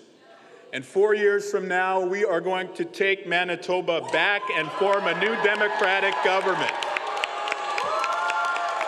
Thank you. Merci beaucoup. And miigwech. New Democratic Party leader Wab Kinew there in a jubilant speech, celebratory, even though they have gained half as many seats as the Progressive Conservatives. I think he's feeling pretty good that he's built on this. You know, they really bottomed out with 14 seats in the last election. As he said, he's got twice as many new people in his caucus as veterans. So I thought that was a good quality speech, and he's sort of taken the high road during much of the campaign on the attacks on him. And he had a gentle jab at the Premier, saying it was a local call when he phoned to congratulate the Premier. But a little jab at that Costa Rica second home that Brian Pallister and it wasn't an overly lengthy speech, and he thanked his volunteers. It's the sort of speech that volunteers like to hear at the end of a campaign. Yeah, very, very, very happy indeed. Wab Kinew saying that they are rebuilding, that they're going to be there for Manitobans, and that they plan to take back government. How are they doing at rebuilding now, at looking like a government in waiting? Well, I think one thing is they solidified their support across the north, as we saw Marjorie's map. Is a strong northern map for the NDP, so that northern pillar's back under the wings, and they've taken back some of the seats in Winnipeg, including like St. James, looks like St. Vital, Transcona. So they've taken back some of their key places from the last election. So this is an opportunity, and they've also held off the Liberals. The Liberals have been kept to three seats, and the Greens have not chipped away at the NDP support at the level that they were hoping. So, Janet, we had the center-left in this campaign fragmented across three parties talking about climate change and things like that, but the NDP should feel happy about how they've come out tonight. And certainly they talked about climate change there as a very strong message, and obviously a very appeal to be wanting to be a party that appeals to young voters, saying that they would join in student strikes for climate action coming up. Wab Kinew said that he called the Premier, Brian Pallister, to congratulate him on his victory tonight. And the Prime Minister has also issued a statement saying, on behalf of the Government of Canada, I offer sincere congratulations to Brian Pallister on his re-election as the Premier of Manitoba. The day before the Prime Minister drops the writ. Election to election to election, let's go to our political insiders and get reaction to how they feel about Wab's speech. Wab Kinu's speech. I want to ask you, Erin Selby, as you were watching Wab Kinu take to the podium, what you were feeling, because I detected that you were emotional. I was feeling really proud. I mean, when this election was called, I think that the Conservatives were expecting us to lose seats. And certainly the deck was stacked against us, and yet Wab turned it around, and we've gained, we've got momentum. He should feel really good about this election. How do you articulate to Manitobans what this party is? This is not the NDP that you were part of. This is, as he mentioned, more new MLAs coming, a new leader, new vision. However, he said with a nod to history. So what is that? What does that mean? I think we're still the same NDP in that we listen to the people and we put people before profits. That's what we've always done. We want everyone in Manitoba to get an equal chance. We don't all get an equal start, but we want everyone to get an equal chance, and that's what we've always worked towards. Sure, we got a lot of new faces right now. That's exciting to see, but still the same belief and the same commitment to Manitoba families. Kelvin Goertzen, I want to ask you about how we all come together. When I'm looking down the panel, it's interesting. Your party obviously in with a big majority tonight, projected majority tonight. But how do we all come together? Everybody's goal at the beginning of the night is to represent all Manitobans. How do you bridge those divides when you see a map that is just by color, more orange in the north, more blue in the south, and Winnipeg still battling it out? What is that about? Well, I do think when you look at the map, I mean, we still are a party with the second largest majority that we've ever had as a political party, and we have significant seats in Winnipeg, certainly in southern Manitoba, east and west, but also in the northwest angle as well. So we do have seats throughout the province. We really are the only province or party that is representing every part of Manitoba. And so I think we're uniquely positioned to do that, and we'll do as we've done, I think, in the last term, is to try to represent everybody as best we can for what the best interests of Manitobans are, and we have seats in every part of the province. But both of you, it's interesting because the best interests of which Manitobans? It does seem like, we just heard from someone very passionate and angry in our cafe tonight, not feeling represented by your party. Obviously, the votes tonight would suggest that there's a resounding number of people who absolutely feel represented by your party. So what's the work to be done by both of your parties moving ahead? I'll start with you as we're projecting your forming a majority tonight. Well, sure. And obviously, elections are emotional, and people put a lot of time and effort, not just leaders, but volunteers. They put it into trying to get their individual candidates or their parties elected. So I understand the emotion of election night. I have been on the losing end of governments more often than I've been on the winning end. So I see the emotion. Let's keep that trend. So I say, well, it's going the other way hard. Momentum's with us. In 5 more years, you might have a chance. 5 more elections. So I think that obviously we have an opportunity with all the different. Which one is it? We have an opportunity with all the seats that we have to be able to reach into every part of Manitoba. But that takes work, and it's hard work. And our leader demonstrated during this election he's willing to do that. Only leader to go to every 57 of the ridings and visit people. So I think that speaks very well. Sachin, your reaction to what you're watching tonight? Well, and what I'm hearing from, from my learned member just to the side here, from Kelvin, it's fascinating because, the movie doesn't match the sound, right? And when you talk about bridging all communities and an entire province together, you really have to consider and look at some of the policies that were adopted over here. We increased the maximum donatable amount from $1,500 or $3,000 to $5,000, benefiting exactly who. We snapped an election 14 months ahead of even what is in the books, benefiting exactly who, right? And then we cut the per vote subsidy to parties, benefiting exactly who. So if you're talking about communities out there and you're talking about people on the ground that really want to have a voice, we've got to be very careful with what we're putting out there, don't we? And that's the issue. And I think that the Pallister government really has an issue with matching the sound and the movie and making sure it comes together. Because right now, what we are seeing, whether it's 3 seats or 18 seats across the board, you're seeing a lot of disenchanted people that aren't agreeing with what's going on, and we need to be careful. How would you speak to there was a suggestion by Chris Adams as he was doing some analysis earlier tonight, the results in Manitoba that we've seen in last election and this election, Mr. Goertzen, and how they might relate to other things happening in other prairie provinces in Canada? Well, I look at the results, and again, having been on the side in 03 and 07, 11 of not winning, we have almost a historic majority here. We are representing every part of Manitoba, in Winnipeg, in the north, in rural. We've got the Liberals now who want to go back and give the subsidy for political parties. We have Aaron trying to say that this loss, almost a historic loss for the NDP, is somehow a victory. The Liberals have lost party status and they want to declare victory on that. I think Manitobans have spoken loudly tonight. They've given us a second strong majority, the second strongest majority we've ever had as a political party. I know Losing that seats I is know never that, a win. I know. Well, there was not many other ways to go, but I know that you're trying to paint this in as best a light that you can, and I wish you well with that. It's not always easy to take such a difficult position. We'll let Erin in here because you brought her up here. So, Erin, go ahead. They lost seats. They lost seats. There's no way to spin that as a win when you lose seats. That is people saying what you're doing, we don't agree with it. Second highest majority of a Conservative government. I'll take that. We're going to go back to Janet and to Chris. I know that there's some seats still that these two parties, the NDP and the PC, are very, very close in tonight that we've been keeping our eyes on. And every couple of minutes on our panel, they've been asking us to check those results boards for the races that are just remaining close late into the evening tonight. So we'll go back to you, Janet. Well, Marcy, excellent point. Let's check on one of those tight races tonight. Southdale has been tight tonight. We've seen a bounce back and forth between the NDP candidate and the PC candidate. Currently, we have a lead of only 10 votes. We've got 35 of 41 polls reporting in only 10 votes, separating Audrey Gordon of the Progressive Conservatives and Karen Mishkowski of the NDP. And this area was NDP under the Doer administration and the first term of Sellinger's, and then the last election this neighborhood went over to the PCs. 10 votes is very, very tiny, so we'll probably be watching this quite a while now. Yes, we will definitely be doing that, and our voters standing by in the Manitoba Votes Cafe will be watching it all with us. Is Mila Alpha? What are folks saying? Well, a lot of people are letting this news sink in, and we'll move over to here with our U of M campus conservatives. Daniel Stokes, how are you feeling about the whole evening and the election tonight? I think the whole election is, I'm pretty happy with the results as of right now. We've definitely lost some strong candidates, some good candidates. But overall, generally looking at the results right now, I'm pretty happy with them. So. You made a prediction earlier in the night, and what was that prediction again for seats for the Progressive Conservatives? I believe it was about 36 or...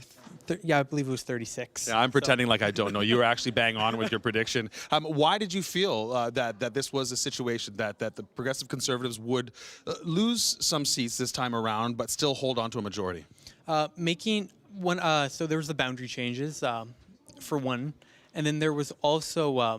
with the whole healthcare aspect of this election, healthcare is a tough issue to touch. PCs are doing the absolute best for the best result, and it takes some time to get there. People aren't always gonna be the happiest while it's happening, but I believe that once they see the final results, they'll be pretty pleased with it. Thank you so much, Daniel. Now, Brian O'Leary here is the superintendent of Seven Oaks School Division. I have to ask, we've got also, who was the Minister of Education in the building as well. I wonder, what to you does a progressive conservative government, a majority, mean moving forward for education?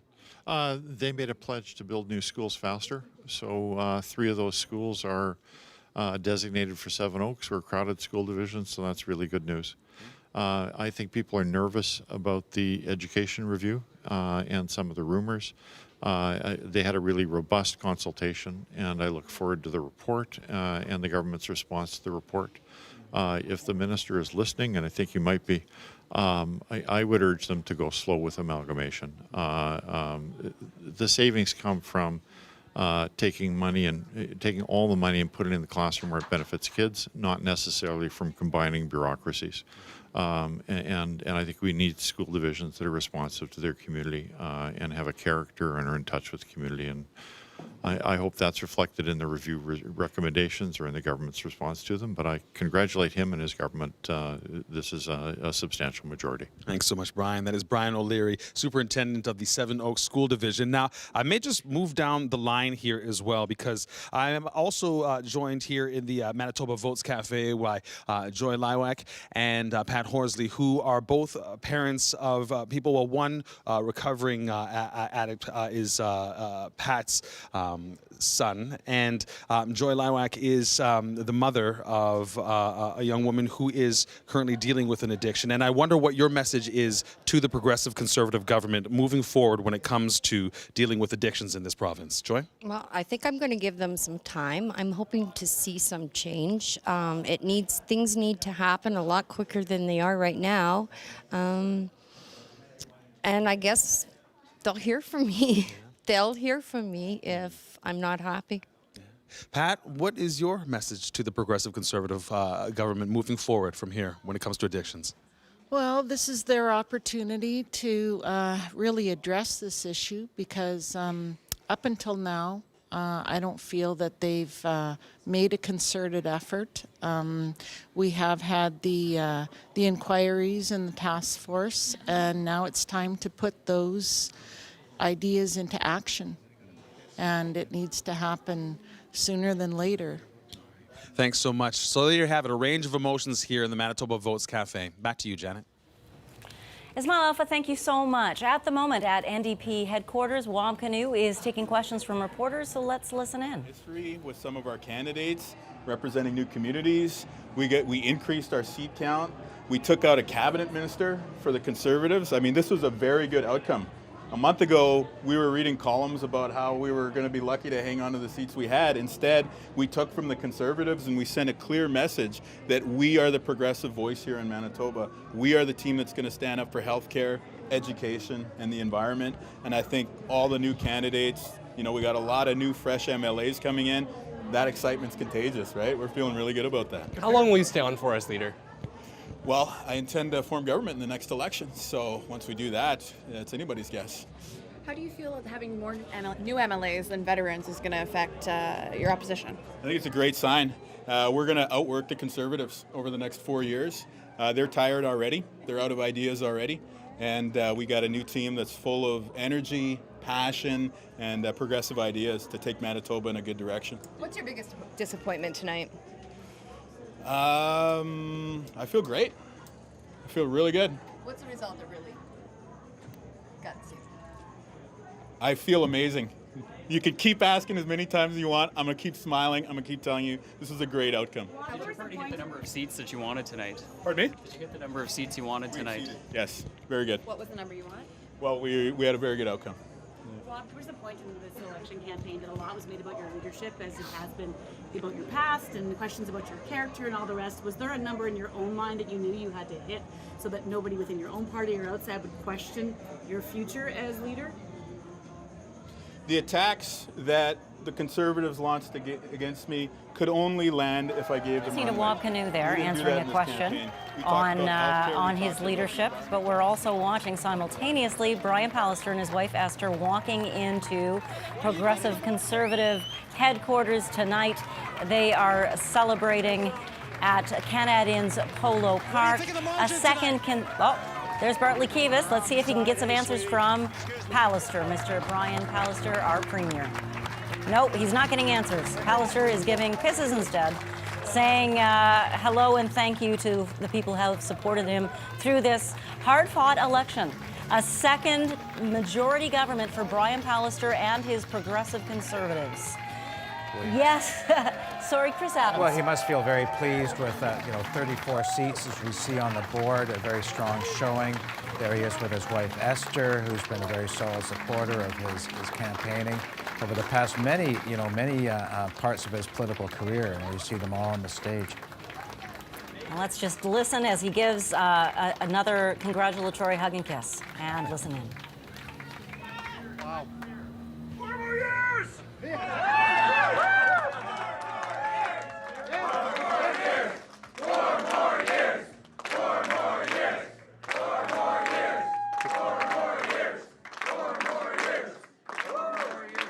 Hey, thank you, Manitoba.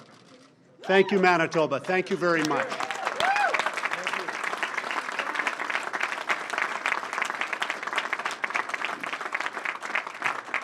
As in every election, Manitobans had a chance to make a decision. They made a choice. Vous avez fait votre choix. Not backward, forward.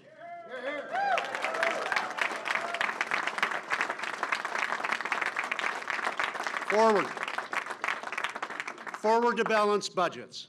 Forward to better care and sooner. Forward to new schools for our children and grandchildren. Forward to a stronger economy for all of us. And forward to more affordability for families with lower taxes and more money right on the kitchen tables of Manitoba families.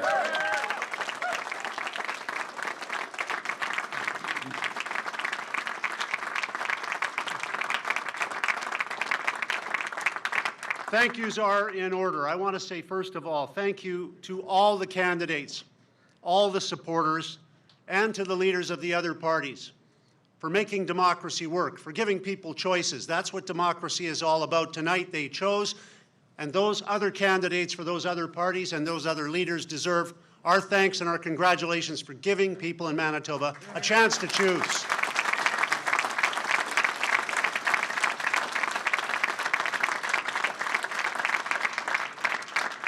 I want to say a special thank you to our whole campaign team and to David McLaughlin and Tanis Drysdale for all the work that they and the whole team have done. Thank you.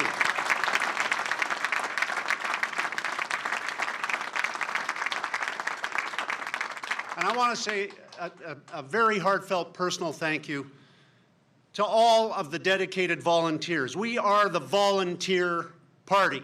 Thank you to all the volunteers who worked on all our campaigns right across the province.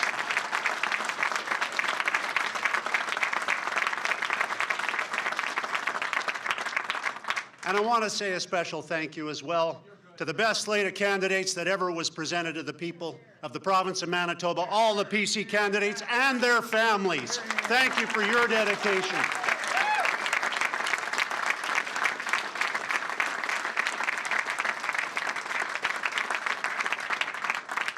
And if you'll permit me, I also want to say thank you to our family, to my family, to Esther's family, for their support, for their love, for their advice and counsel, and to our good friends who have stood by us through thick and thin when we were not as good of friends as we should have been, because this job is consuming. And I thank them, and I thank them from the bottom of my heart, and I thank all the friends across Manitoba of our MLAs who will serve the people of Manitoba with diligence and dignity and grace. Thank you for your support and your love and your kindness. Thank you so much.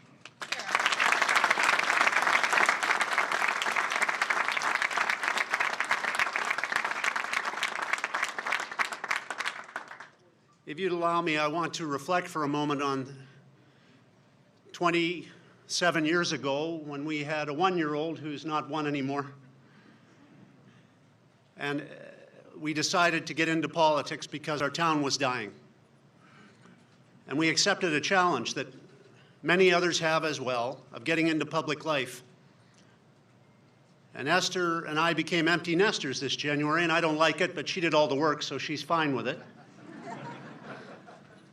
But this is the first campaign in my political time of service that I've been able to campaign alongside my wife, Esther. And I want to say, I thank God for Esther, and I thank Esther.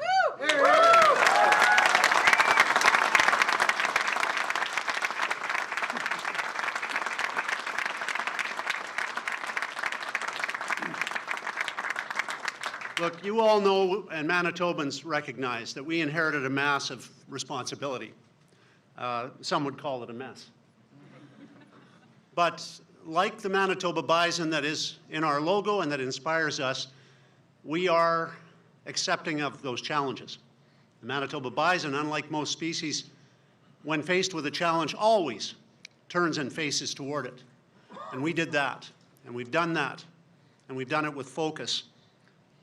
We face our challenges together. Manitobans do that, and today and tonight, they said they appreciated the fact that we fixed the finances and we're repairing the services and we're rebuilding the economy of our province.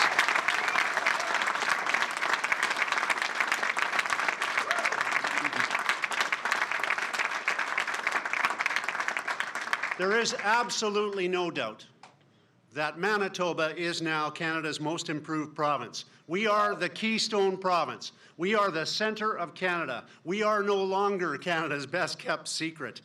And next year, when we unite to celebrate our 150th birthday, our 150th birthday in the most beautiful and blessed country on the face of the earth are Canada. We will come together next year, and we will come together to honor our past. But I assure you, ladies and gentlemen, that we will also come together to celebrate the future of Manitoba.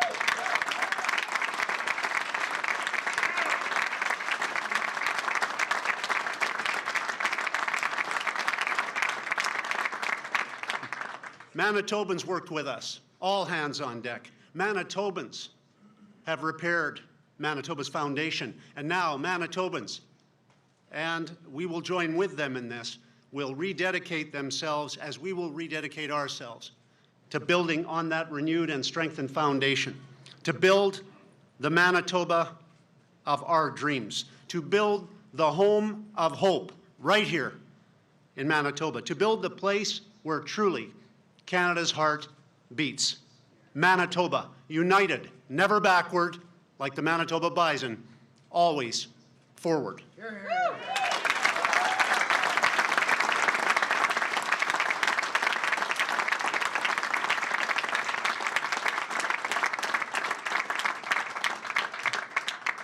The sky used to be dark, but the clouds will lift. Perhaps not tomorrow or the day after, but they will lift. And there will be a new day, and it will be a brighter day, and it will be under a blue sky. And I say to you, because of your dedication and because of the values that Manitobans demonstrated today in choosing forward, the only thing better than today in Manitoba is going to be tomorrow in Manitoba.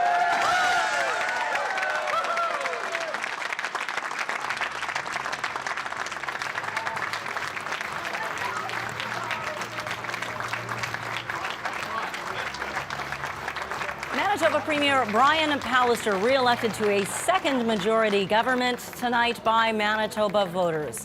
They are going to have a mess to clean up at Canada Inns Polo Park because they just set off all those streamers. They're everywhere. They are celebrating tonight Chris Adams. Well, this is the same location, I believe, where Rob Canoe was elected leader of the NDP when he ran against. Canada Inns Polo Park. It's a popular spot. That's it's right. central in Winnipeg. Large enough to hold a big convention gathering. So, but this is quite a victory for Brian Pallister. You know, his second term, 35 seats as we see on the board.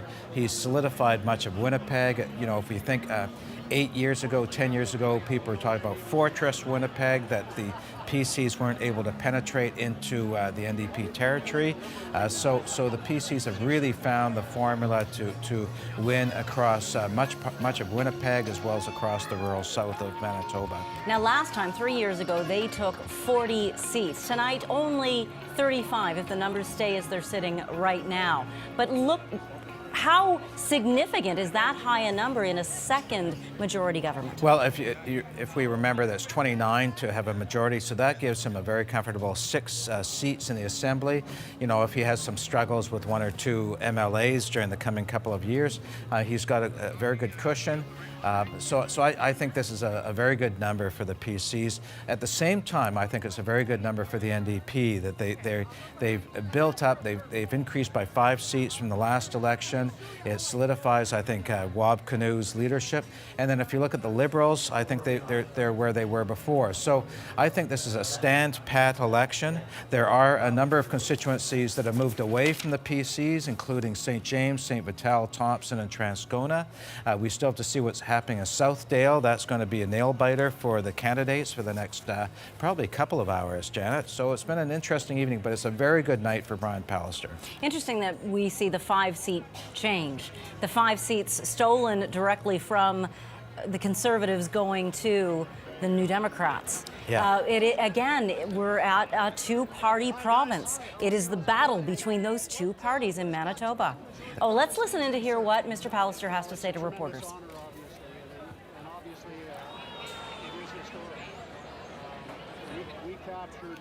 Over the last 2 elections, more seats than any back-to-back government in the history of the province of Manitoba.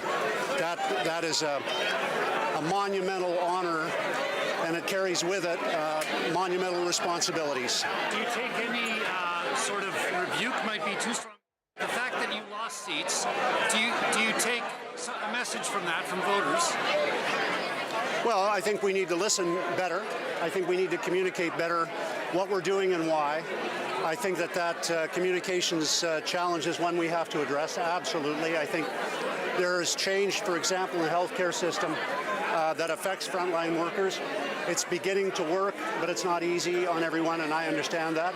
And I think we need to improve in terms of strategies, in terms of communicating with frontline workers what is going on, why it's going on, and how it'll work as much as possible in advance if we can.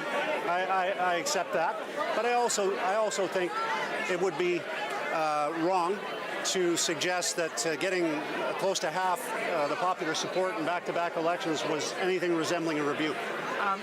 Healthcare. I beg your pardon? You lost a cabinet minister. That's correct, and that saddens me tremendously. Colleen Mayer did a tremendous job, and she worked very, very diligently. And of course, I'm never happy to see people lose their seats that are progressive conservatives.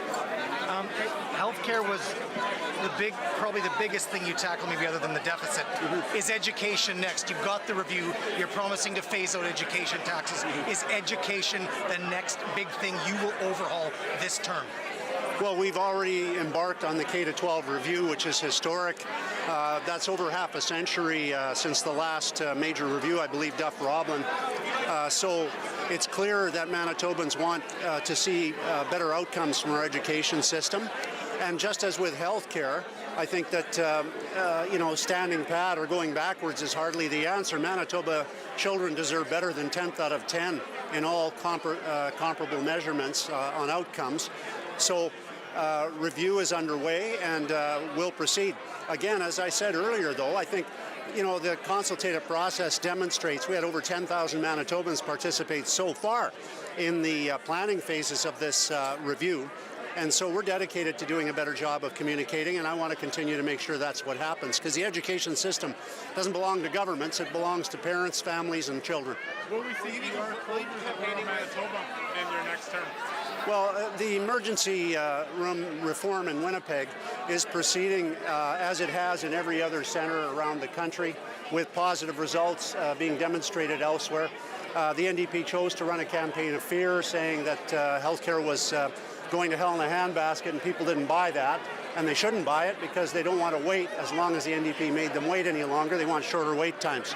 So we've committed to the most significant investments in the history of the province in healthcare, and in our platform, we made serious commitments on several files. One of those being obviously healthcare, where we've committed to investing an additional $2 billion.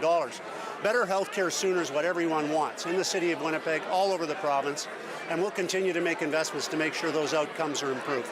Will you be campaigning with Andrew Scheer over the next 6 weeks? I'm sorry? Will you be campaigning with Andrew Scheer, the Conservatives, federally over the next 6 weeks? Well, I just talked to the Prime Minister, and I received congratulations from him, and I continue to see some good results from our partnerships with the PM and the federal Liberals. But I also see some areas of public policy where I'd like to see Manitoba respected a little more than has been the case up till now. We're not an increased taxes party, as you know. We want to see more money on the kitchen tables of Manitoba families. We want to see seniors better protected. And we have a Made in Manitoba Green Plan that we have developed and will be acting on that will keep us in the lead of all provinces. More stringency on fuel additives, clean green fuels, more investments in hydro that make sense as opposed to what the NDP did with hydro. Our green commitments are real, and we'll continue to make those, but we don't agree with the federal carbon tax strategy. We don't see it as working effectively to clean up our environment, and so we will continue to agree on things with each party when we see a Manitoba position being articulated by them, and when we see something that goes against what's in the best interests of Manitoba, then we're clearly going to oppose it. So yes or no, will you campaign for Scheer? Last question. As I said, each party has policy positions. Some of them we like, some we don't. But I'll continue to say on the carbon issue that we certainly agree more with Mr. Scheer than we do with Mr. Trudeau on that one. Thanks, everyone. Just a few words in French about Oh, boy. Je suis très fier pour le résultat. L'endorsement de le peuple de Manitoba. It's humbling, and nous allons continuer fait de progrès dans le service santé, dans les services sociaux, dans l'économie et aussi pour le taux, le réduit de taux. C'est très important pour la famille française, pour les personnes plus âgées. C'est très important. Thank you. Merci. Thanks, guys. Thank you very much. Go right to Blake. This way? Yeah, Blake. Brian Pallister, Manitoba's premier. Not premier-elect, we can call him premier again. He was at dissolution. He is once again, because Manitoba voters have handed him a second majority government. But how many Manitobans actually made the trek out to vote today? Let's go to Marjorie Dowhouse for a quick look at voter turnout today. Well, Janet, here is a look right now at pretty much what is almost the complete picture. But a number that I want to talk about, as you mentioned, is total vote. And this is going to be very telling. So there are still some polls to report, but most of them have. We're about 87 to 90% of them reporting. So as you can see there, the PCs have 185,000 total votes, over 185,000. The NDP at 117, over 117,000 votes. So far, a total of over 380,000. Now, I want to compare this to 2016. The PCs won with over 230,000 votes. So you can see there is a big difference between 2016 and 2019. The NDP, in comparison, had 112,000 votes. Again, the numbers are going to change a little bit, slightly. So the turnout right now is 51.2% of eligible voters. That is one of the lowest voter turnouts in current Manitoba political history. That number might change slightly, but it is looking like we're seeing a very low turnout this time around. Janet? Thank you very much, Marjorie Dowhouse. Low voter turnout. We've got some tight races that we are still following. We'll talk about that turnout in just a moment. Let's take a look right now at what's happening in Southdale and McPhillips. It's flipped again. Karen Mishkowski is now leading by 28 votes over Audrey Gordon, the Progressive Conservative candidate in Southdale. NDP leading by 28 votes. And that's why we see the board at the bottom going up to 19, up to 20, then down to 19, and that's a seesaw of 5 or 10 or 20 votes. Well, this is a great lesson for anyone out there who says, you know, my vote doesn't matter. Clearly, That's right. Clearly it does. In McPhillips, Shannon Martin is leading by only 70 votes. He's the Progressive Conservative candidate over Greg McFarlane of the NDP. That's right. He moved ridings in this election from a rural riding that was rezoned, and then was brought. He came into McPhillips, which is a new riding for this election. So it was a gamble on his part, and he's just barely holding off the NDP by about 70 votes. Still 6 polls left to report in McPhillips. Let's take a look at another very close race tonight. That is it. My apologies there. We want to go talk now about the voter turnout, about these close races. What do our political insiders have to say about this, Marcy? Well, let's start with one of the closest races you just showed, which is Southdale, which I know that our panel's been watching all night. Former MLA for there, Aaron Selby's on our panel in Southdale. I was just looking, there's 3 polls to report, so you know a lot, obviously, about the areas. You said it's very important to understand where they are. So what could happen here? Well, if those 3 polls are in Windsor Park, I would think that absolutely it's going to tip our way. There's a couple of other polls in parts of Southdale that could be closer towards a Conservative, but I think either way we're probably looking at a recount at this point. I'm going to get all of you to react to the low voter turnout. We were just hearing from Marjorie, you know, close to one of the worst turnouts in modern history. So what's your reaction to that, Mr. Gertson? Well, I think we've seen both provincially and federally the turnout, whether it's at a provincial election or federal elections, has been going down historically. There are some things that change that in certain elections, but when you look at the trend line, it's been going down. And I think that all of us as elected officials, have to consider that and understand why it is that people are choosing not to vote, disenfranchising themselves from that system. It's not one election, it is a series of elections over 15 or 20 years as that continues on. Well, that concerns me, of course, because this is what we do as political people. This is so meaningful to us. We sometimes have a hard time understanding why it's not meaningful enough to other people to come and vote. mean, and ultimately, it is about your freedoms. It is about the ability to have your voice heard. So, of course, all of us, I think, are concerned about that. I just want to go down the line for a moment, and then we'll get some reaction to Brian Pallister's speech tonight from you, Mr. Gertson. But Aaron Selby, of course, your concern about voter turnout and what it might speak to in terms of that. Is there a disconnect between the electorate today and you know what you care so deeply about, as Mr. Gertson was saying? It's disappointing when we see that, certainly. And we do have to ask questions. As Kelvin was saying, you have to ask, why is it that people aren't listening? Why are they not recognizing how important it is and what a gift it is to be able to vote in a safe country like Canada? People are not choosing to. And a thought for you, Sachet Mayor, especially since tonight you're hoping for a greater result for your party. So. The role of all of this lies with the government. So the question really comes back down to, why was the election snapped? Why are we not looking out for votes? And again, the movie doesn't match the sound, right? If the government is so concerned with voter turnout, then why aren't they doing something about it to make sure we get the most number of people out to really? So you believe that the 3 years affected turnout? Mr. Gertson, we did see Brian Pallister. Congratulations to you and to him on the majority. He was talking about history being made in terms of 2 large majorities back to back. A lot of articulation, though, from your party and from him around efficiencies, around plans to change things and systems in Manitoba.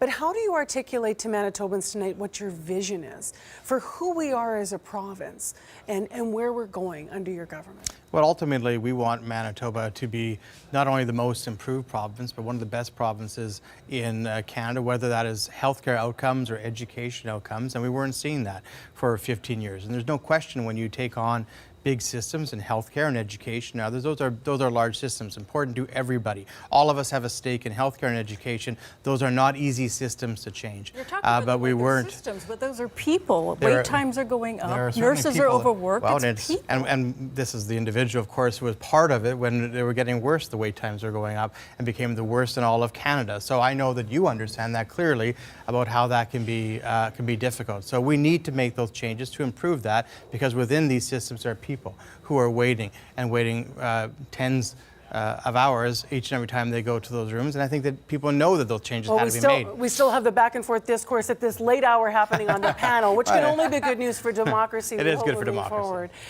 Janet and Chris. Thank you so much, Marcy Marcusa. We're wrapping up our coverage tonight. Let's go to our reporters who have been following the parties. Let's check in with Austin Grabish from New Democratic Party headquarters at the Metropolitan Entertainment Center downtown. Austin? Janet, people behind me have started to dance. They're celebrating the NDP's wins tonight. Even though they didn't get to form government, this is a very good night for this party. 2 black candidates elected into the Manitoba legislature. That is history right there. I did have a chance to speak to Wab Canoe after he gave his speech, and I did ask him how long he would stay on for as leader, and he told me he plans to form government the next provincial election when that comes around. So it is still very much a celebration here tonight at NDP headquarters. Janet? Austin Grabish, thank you so much for your work tonight. Now to Marina von Stackelberg, standing by at Green Party headquarters. Marina. Well, not the night that the Greens were hoping for tonight, Janet, failing to get a seat in the Manitoba legislature. I just spoke with party leader James Bedham. He says that he is looking towards the federal election, planning to start campaigning for the Greens tomorrow in the federal election, something that he says he's prepared to do. We asked him if he would stay on as leader of the Manitoba Greens. He says he will as long as they have them. Janet. Marina von Stackelberg, thank you so much tonight. Alana Cole is standing by at Liberal headquarters. Alana.